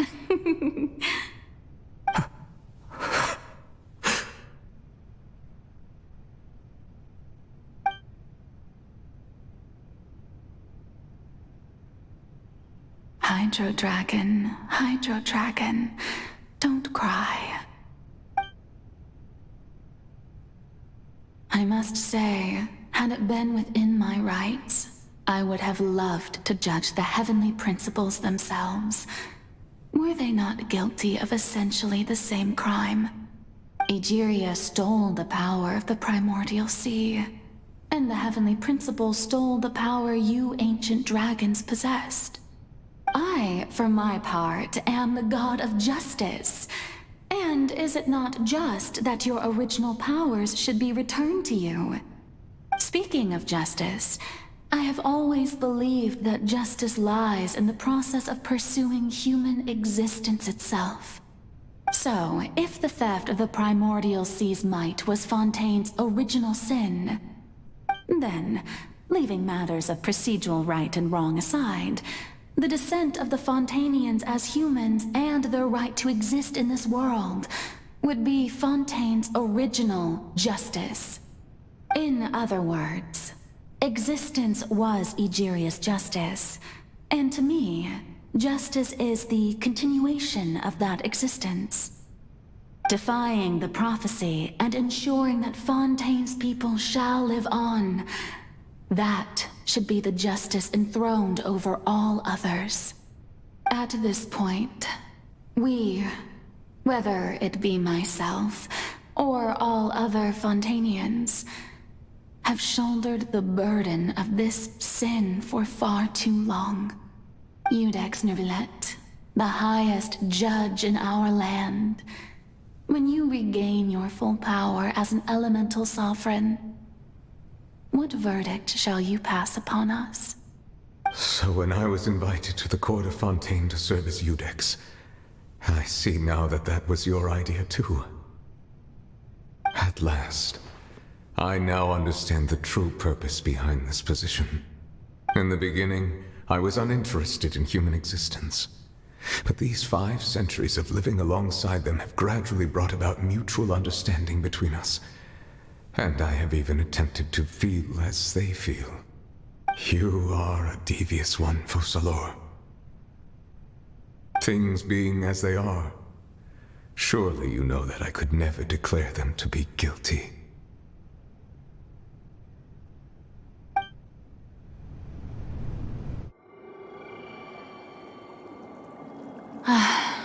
The hour of my execution is almost here. For the sinner, the curtain call has come. I know I may not sound it, but faced with death, I find myself a little afraid. Perhaps this is one thing both gods and humans have in common.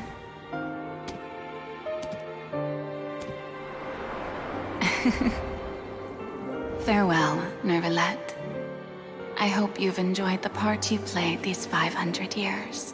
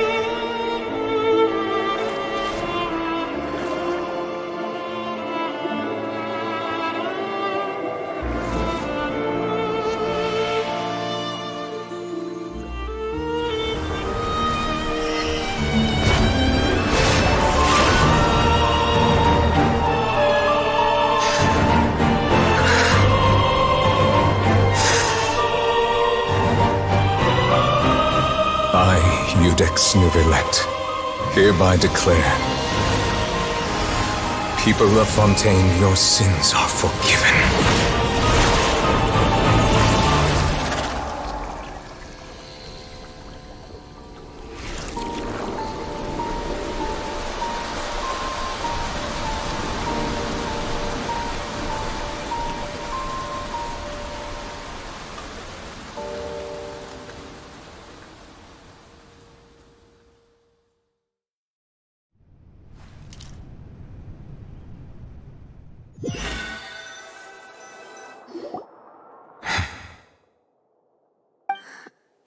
What just happened? Has the death sentence been carried out? Was that bright light some sort of misdirection? I have a feeling that something huge just happened. But since we're all still alive and haven't been dissolved, I assume whatever happened was good for us. It's time to end this. We must mete out punishment to that beast. Didn't you say just a moment ago that it can't be defeated? I have gained the strength sufficient to deal with it. Through certain means, I now have the ability to separate the power of the Primordial Sea from that creature. We should seize the opportunity to pursue our quarry. Traveler, now that the oratories can no longer function, I require an executor to help me mete out justice. The root of the calamities befalling Fontaine, the beast that enacts the prophecy. Its name is the all-devouring narwhal. Come with me, traveler. The hour of execution has come.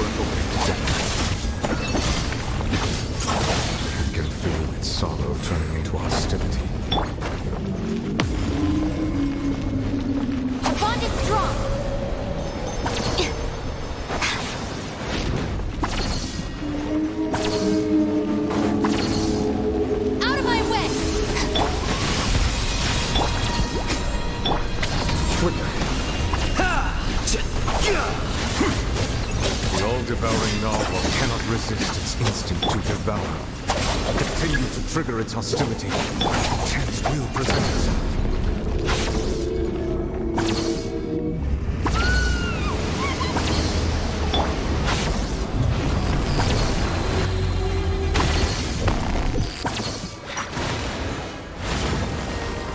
Why is there a hole thingy over there?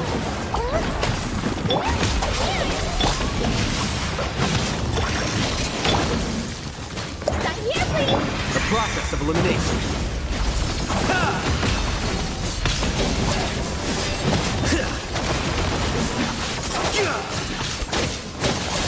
I have granted you my protection. Do not fear. Seize the moment and use my power to suppress the truth from within.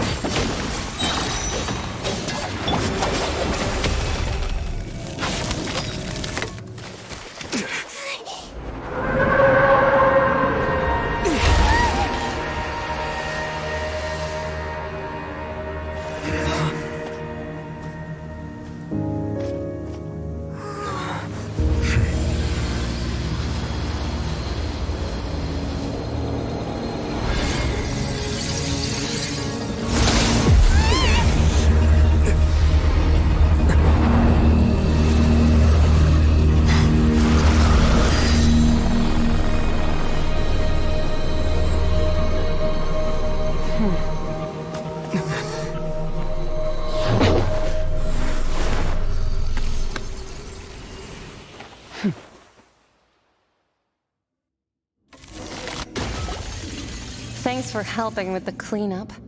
It should have been my job, but... oh well. It was just supposed to be a short private training session for me.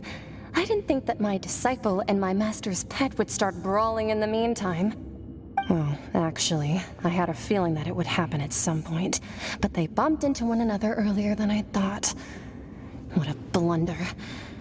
I suppose I'll have to swing my sword 3 million times as penance. That power. Who are you exactly? Paimon has an idea. From what she said earlier, she must be Child's master. Skirk, right? It's just that he gave us the impression that she was the less talkative person. I simply did not have anything to say to the weak. But you, on the other hand, managed to defeat the all-devouring narwhal without using power from beyond this world. So you may speak to me as equals.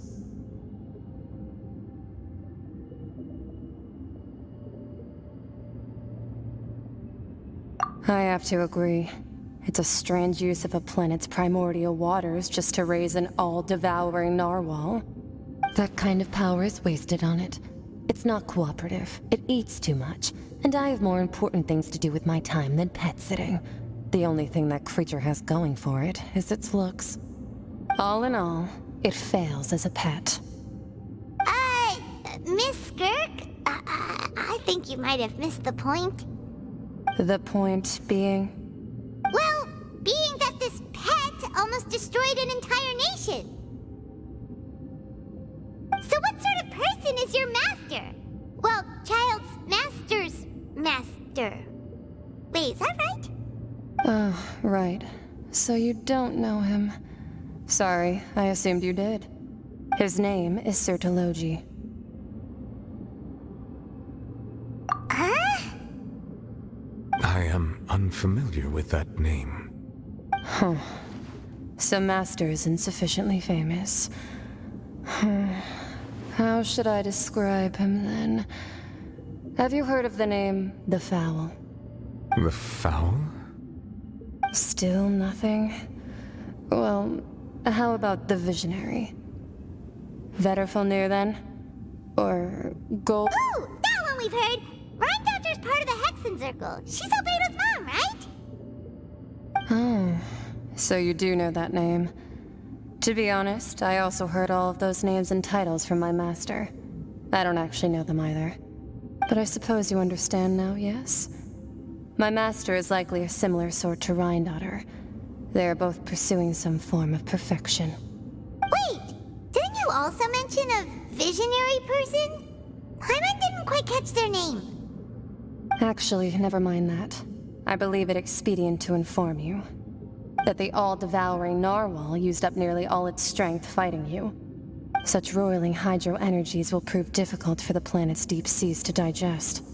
As such, the fontaine back on the surface has most likely been thrown into chaos. In other words, the prophecy that you've been fretting over should now be in full swing. What?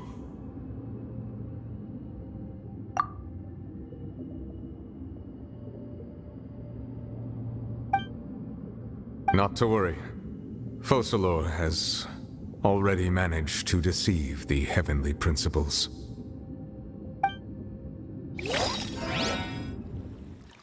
In the end, the people will all be dissolved into the waters, and only Farina will remain, weeping on her throne.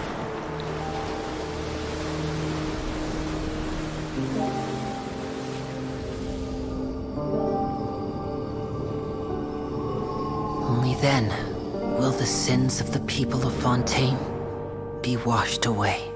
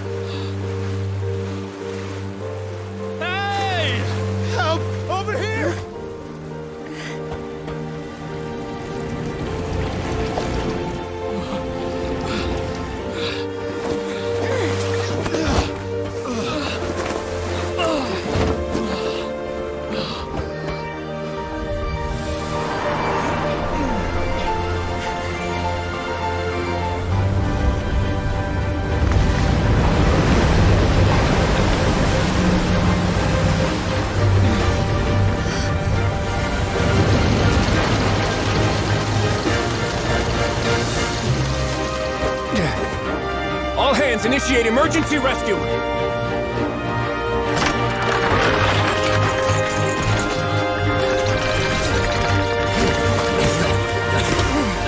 Hurry!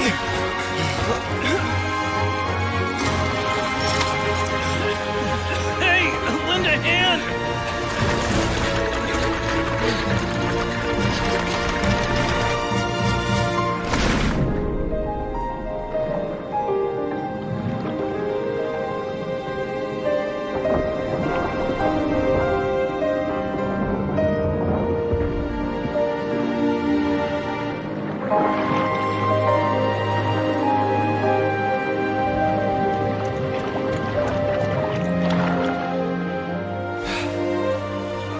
Look! The water's receding!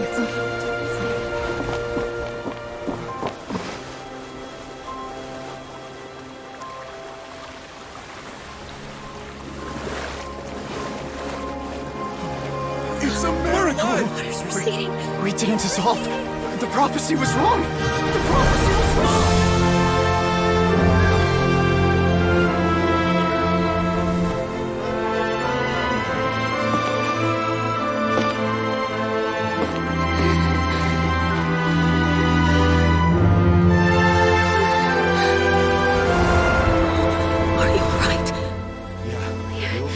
We're saved.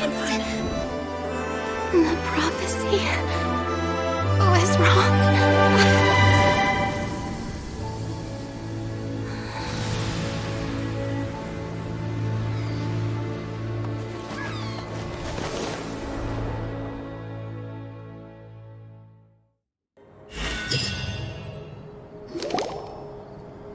The soul renewed. The Spirit Divasula attacks post-disaster rebuilding. I recently visited Poisson to meet with Miss Navia, spokesperson of the Spirit Divasula, and we spoke about Poisson's present and future. Old soil can still give birth to new bloom, Miss Navia stated. Hope is like seeing a small cookie when you're starving late at night. You just need a little of it. Skyship Winglet, lunar brain of the Fontaine Research Institute. The various disputes that have arisen on account of Mr. Edwin have suddenly become a shield over the Institute, with Jurier turning out to be a once overlooked hidden gem. People always call the first researcher mad, but few know what to call the second. And should that latter person achieve a miracle, they would find it all the harder to find a word with which to classify him and his team. Wow! Paimon barely recognizes the people in the reports. Are those really Jurier? What do you think? Pretty enthralling, huh? The Steambird's idea was pretty simple. With the disaster just having passed, we would print a free edition packed to the margins with good news to calm people down. The value for these big scoops lies in their inevitable follow-ups. We'll publish further reports and go into the stories behind those people. Edwin's assistant, Jurier, created a true flying ship, while Navia is leading people in the reconstruction of their home. I'm sure that these stories could draw even your well-traveled eye. Paimon's curious too! Wait a minute. Didn't we watch everything happen from start to finish? What's there to be curious about? And that's exactly why I'd like you to come conduct interviews with me. You're the best incubators of news, if you haven't noticed. And also, with you around, I'm sure I'll get to see that Duke. Are you sure? Hasn't he turned you down several times already? Oh, this time will be different. Come on, let's head to Poisson first, and then make a trip to the fortress. There are some things you'll only know when you get there.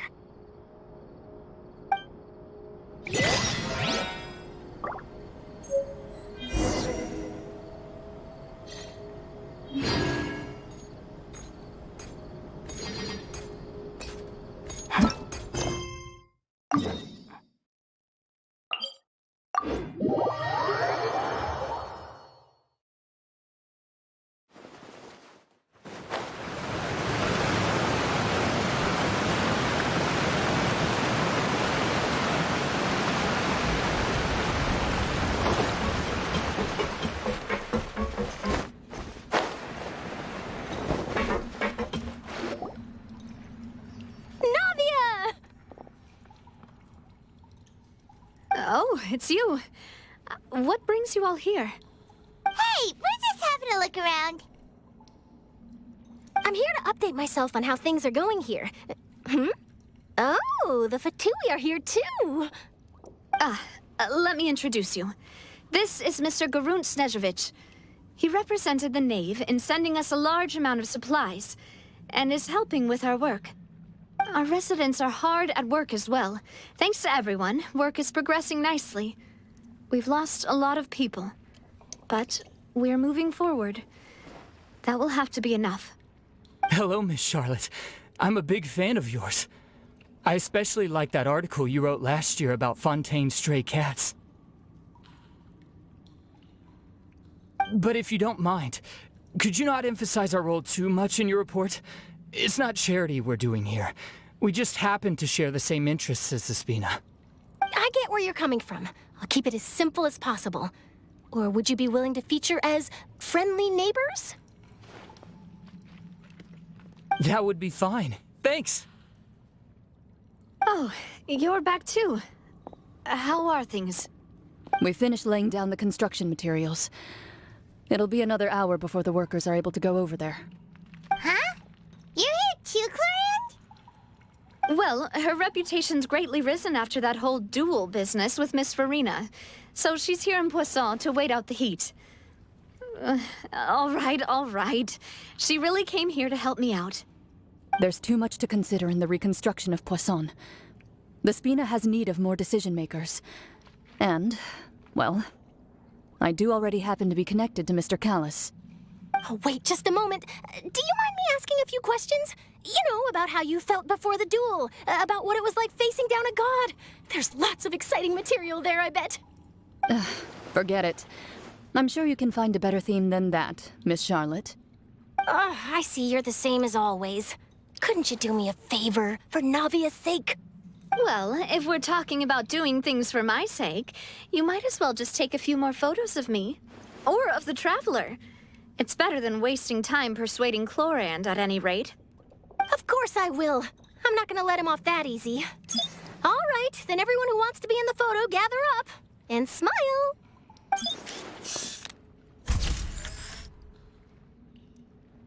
How did it go? Was it a good shot? Did Paimon look cute in it? Not bad. Your addition really helped the composition of the picture.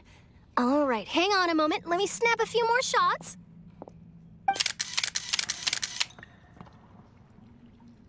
All right, that should do it. I'll be back here later anyway, so let's call it a day.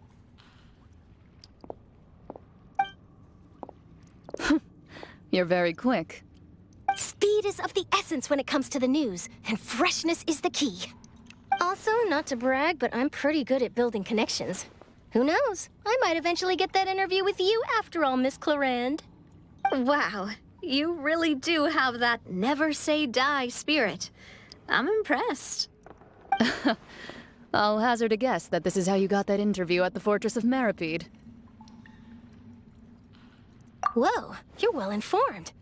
Let me make a guess, too. I asked Sijuin, who told Monsieur Nervillette, and he told you, right? That's a very complete information chain. In truth, all Monsieur Nervillette asked me was, when did the fortress become so friendly towards the media?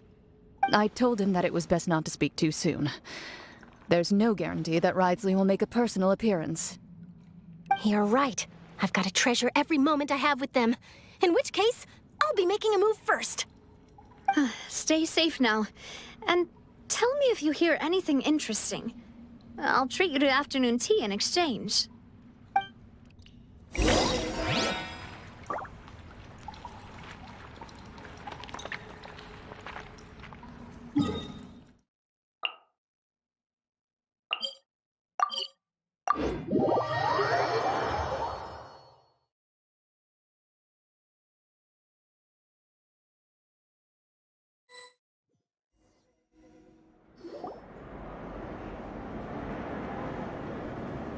Wow, guess we're here again, huh? There's a real nostalgic feeling to this place. Looks like you've been missing us. Duke! Did you come all the way to the entrance to greet us? Of course.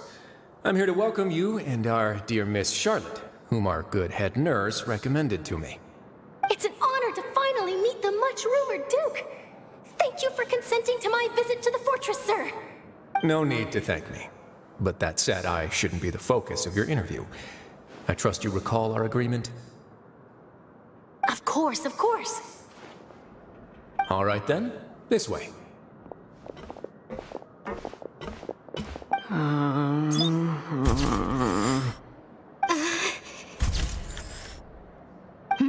Hey, no need to be so nervous. I've already taken all the photos we need. Miss Charlotte, do these pictures really need to be published on the cover of the Steambird? It would seem that Miss Lorvine doesn't want her face to appear beside that of Mr. Jurier, Sir, please don't say things like that. But it looks like dear Mr. Jurier denies it. Might this interview be very important to you, then? No, I just... This is my first time being interviewed, and I'm very thankful to the Steambird for... Now, I might not look it, but I actually did meet Mr. Edwin once. And I'll be honest, I enjoyed chatting with you more. You've definitely got more of that genius vibe going on. The boat that brought about a miracle, the ark that saved the people. Why, you recreated a myth back there, like an emissary of legend. Still, if I might ask, where's that flying ship now? Huh! Looks like Charlotte's trying to get herself another exclusive scoop. I have to apologize, but that ship is presently in the bowels of our factory. I'm afraid it won't be easy for you to get a shot of it. Really? Well, then in that case, could I have an interview with you to make up for that loss? You already know my answer, I'm afraid. Best you interview our head nurse instead. Or perhaps you'd like to take another photo of this couple of researchers? Did you really have to use the word couple? Well, then, 2 solo photos will do. Is my hair messed up? Please, someone help me have a look. Things sure are getting pretty lively here. Oh, seems like everyone's here. Would any of you like to try this new drink I came up with? Ah, Siegeween. Hey, Miss Charlotte. Why don't you, take some pretty photos of our head nurse? Sure.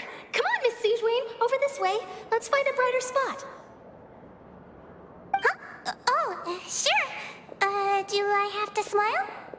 So, how have things been at the fortress? Same old, as you can see. Fontaine's undergone some changes, but this place is still more or less the same. Other than that flying ship, it got a tad too much attention, I think. That's why I decided to let the interview go through. We should direct more public opinions toward the behind-the-scenes heroes. Am I right, Mr. Jurier? Miss Lorvine? You're too kind, sir. I believe that you too should have your day in the sun.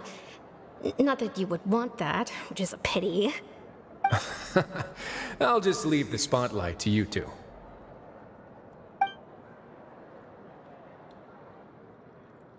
I see. Lots of things happened that day, huh? Anyway, regarding that Harbinger, I'm not sure you remember, but his 3 young followers are still waiting for his return. He sure did win them over, huh? I'll tell them that there's good news and bad news. The good being that their boss seems fine, and the bad being that they must face extended sentences for abetting his escape. Oh, actually, what about you? Are things gonna change for you too? What change can there be? The fortress will keep chugging along, and so will my duties. As to what Miss Farina's departure will mean for the nation, and if our laws and governance will be transformed, we'll leave those to the folks in the overworld. Hey, everyone. The photo shoot's done. Good. In that case, let's call it a day here. Thanks for your cooperation. Come on, Traveler, let's go. Till next time, everyone. There'll be a next time? Maybe. Who knows? I might write a story about the underwater factory next time. Until then. All right. Last stop, the docks.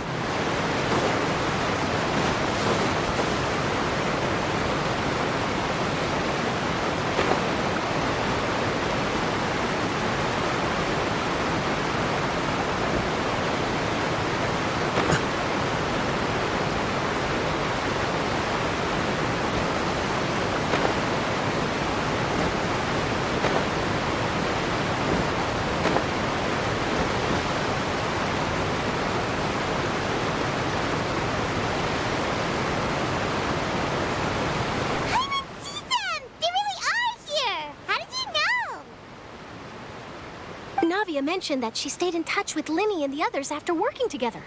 Apparently, they've been at the docks distributing these strange pockets the whole time since. Traveler, Paimon. Ah, and Miss Charlotte, too.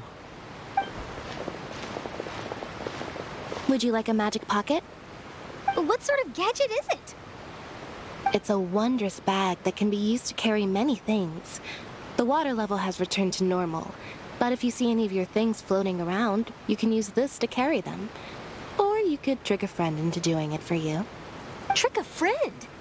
I wonder which of my friends would fall for that.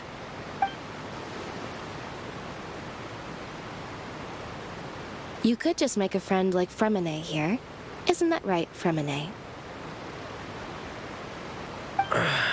Is this what you meant by, I'll help you make some more friends? To be honest, that sounds pretty sweet. Could I have your contact, please? Sure. Please, write down my address. You sure are working hard to help Fremine socialize. He was the one who proposed doing this. He even wants to assist in our magic shows. Yes, I was planning to first introduce Pear as an assistant, and later Fremine himself. In the future, I think we can leave underwater escape magic to him too. That said, would anyone want to see a diver escape underwater? Oh, it'll work out. Every journey begins with the first step. He'll become a part of our show eventually.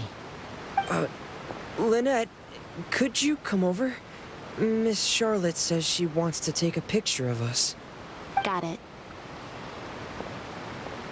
My, that Charlotte is rather perceptive.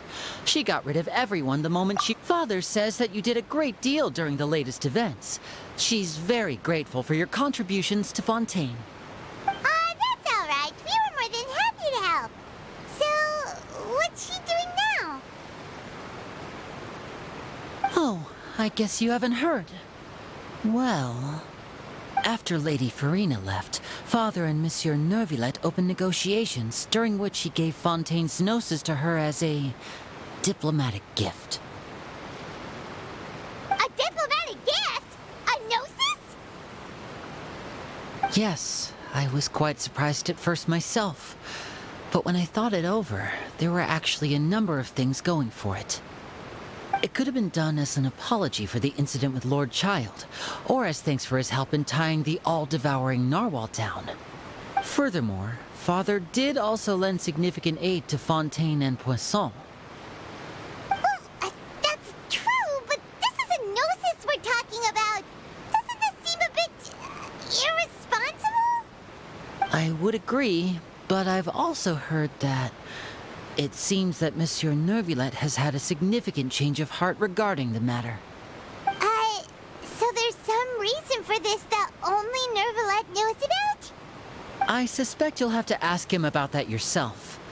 Ah, yes, speaking of which, I did see him strolling around the entrance to the Fortress of Meripede a while back. Isn't he real busy and stuff? Paimon didn't think he'd have the time for that. But back to the topic. The gnosis was given to the knave, right? What about Child? They say that he's returned to Snezhnaya to recover from his wounds. I hear that the recent disaster really did a number on his health. That's true. When you think about it, we've had loads of run-ins with the Fatui. To think we'd be allied with them this time. So shocked by such a simple switching of sides?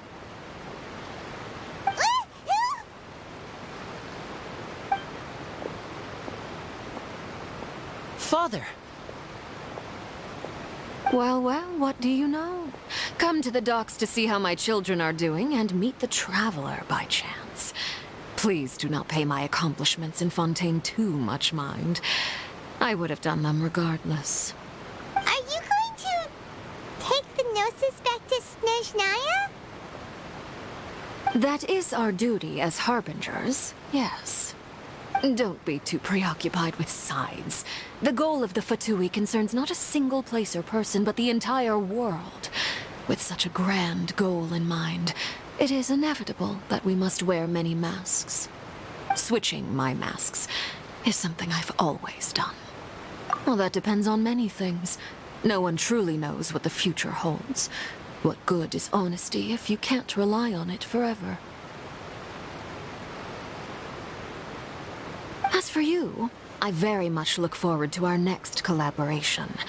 Good things cannot be achieved alone, and you've proved yourselves to be great partners. A vision? All right. I'll remember to return it. Thank you for keeping it safe for him this entire time. And that's a wrap for me. Huh? You're...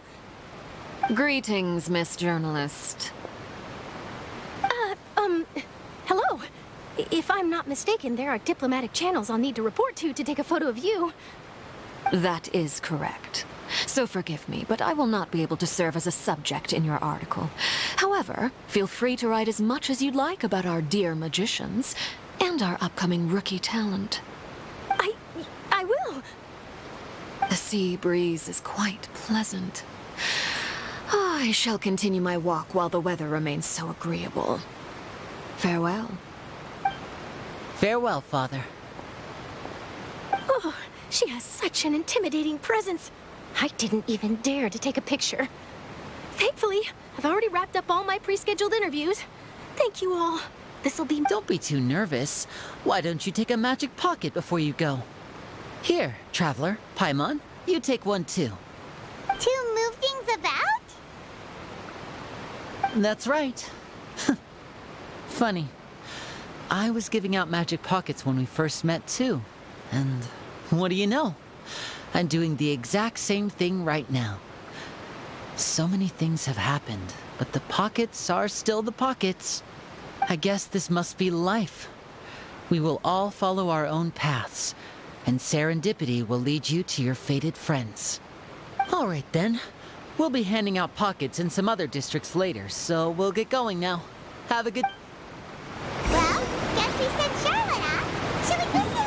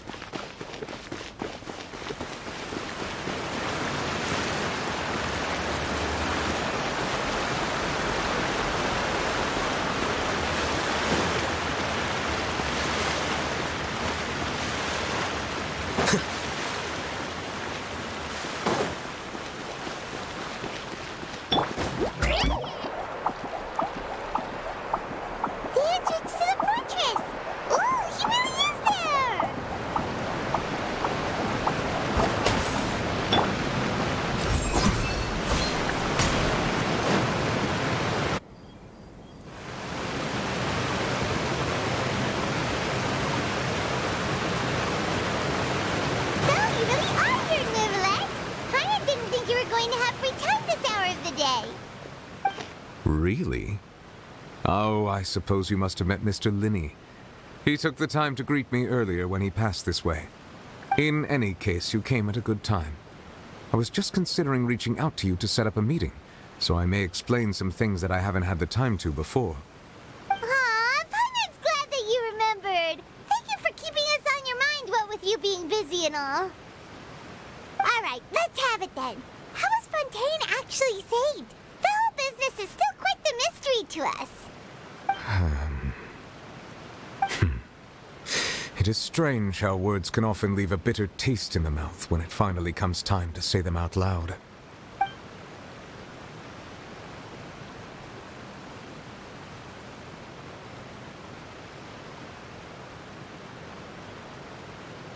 Whoa.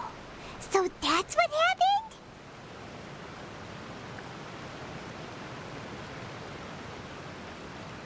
Focalor destroyed the divine throne of the Hydro Archon and restored your power to you. transforming you into a fully fledged elemental dragon sovereign. But Paimon still doesn't quite get what you did to save the Fontanians from dissolving. For me, the authority of the ancient dragons refers to absolute control over the hydro element. Fontanians were incomplete humans born of Egeria's use of the power of the primordial sea, with constitutions similar to that of mimics. But so long as those primordial energies remain within them, I could use the ancient dragon's authority to grant them true blood, after the fashion in which life was first brought into being on this planet. In other words, when I gave my verdict, Fontanians became true humans, and thus would naturally no longer be dissolved by water from the primordial sea. Fossilor must have counted on you to make that decision as well. Your verdict was the key to making the prophecy appear to have come true while saving everyone. Yeah, and in a manner of speaking, Fossilor finally managed to fulfill the original Hydro Archon's wish to turn Oceanids into real people too! It seems from your expressions that you still have more things you wish to ask. Ask away. I will tell you the truth as I know it.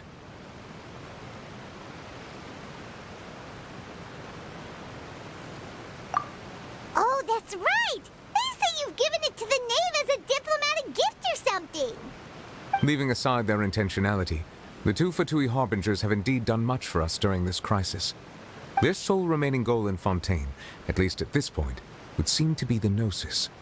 The Oratrice has ceased to function. The Hydro Archon's divine throne is now no more, and I do not need the Gnosis's power. As such, it has lost all meaning for Fontaine. If the Fatui have impure designs, then we might as well accede to their request now, and avoid unnecessary conflict. What complicated considerations? Paimon thought you were just giving it to them out of gratitude to the Knave and as an apology to Child. Ask away.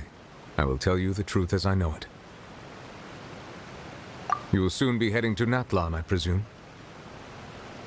I'm afraid that I have little talent as a travel guide, so all I can do is tell you what I know about that land. As far as I'm aware, Natlan can be said to be a nation of dragons. A nation of dragons? You mean like you? No, I suspect that I would not find myself welcome there.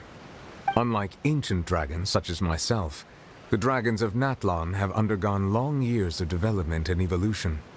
Large numbers of them have entered a form of coexistence with humanity. Natlan is also the nation of war.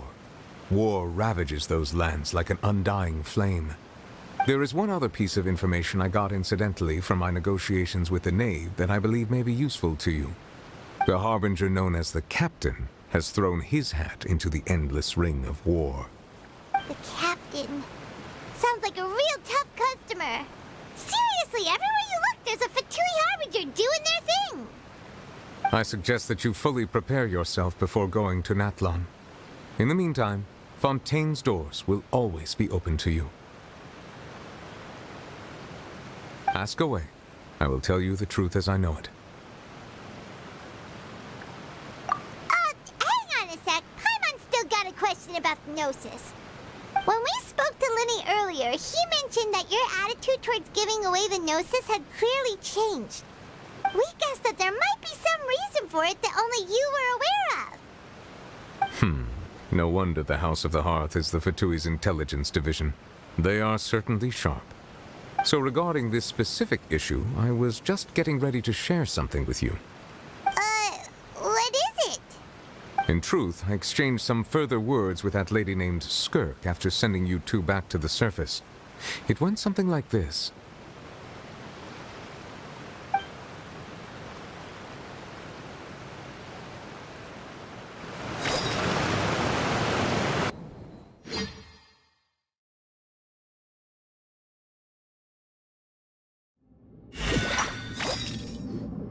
Well, we're going to head topside to see what's going on. You hurry over soon as well, all right, Nervalet? What next? The all-devouring narwhal isn't here, so I'm no longer getting any interference. I can finally catch the scent of your power, what it's made of.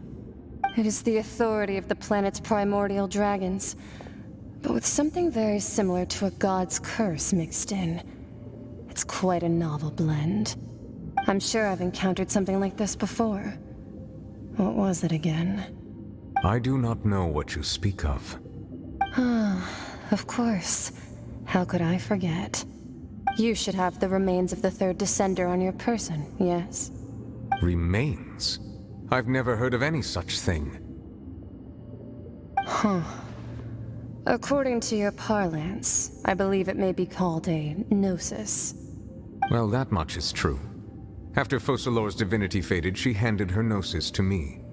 But I fear I have never heard of it described in the manner that you just did. I've been training with my master, the Foul, ever since I was young, and I have never returned to the surface since. So most of the information I possess, I got from him. It is only natural for those who are greater than humanity to possess a different sort of common sense, which is why there are so many problems in our attempts to communicate with humans. Regardless, you should probably get rid of objects of misfortune to prevent any disasters from befalling you. To live in itself is a blessing. But once a person dies, the bonds he once had with this world shall all turn to curses. What do you mean by that? No need to fret. These are just my personal thoughts. And my reason for no longer wishing to return to the surface. This third descender you refer to, who are they? And when did they die? Master never mentioned them to me. Perhaps it just wasn't that important for me to know. If you're interested, though, I could ask him. I'll be sure to pass the answer on to you next time. Next time? You believe we will meet again? I do. Wait. I have a disciple of my own, don't I? He can be the messenger then.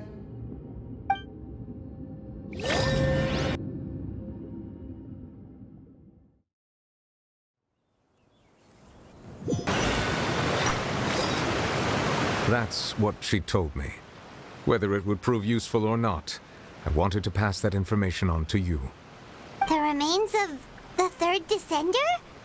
So that's what the Gnosis actually are. Paimon just thought they looked like chess pieces. How could they be a person's remains? All the same, assuming that there was no misunderstanding or special metaphor at play, that is what she meant to say. And she said that it would bring misfortune and that you should check it, which is why you gave it to the Fatui. If she speaks the truth, then I would simply be putting Fontaine at unnecessary risk by keeping it here.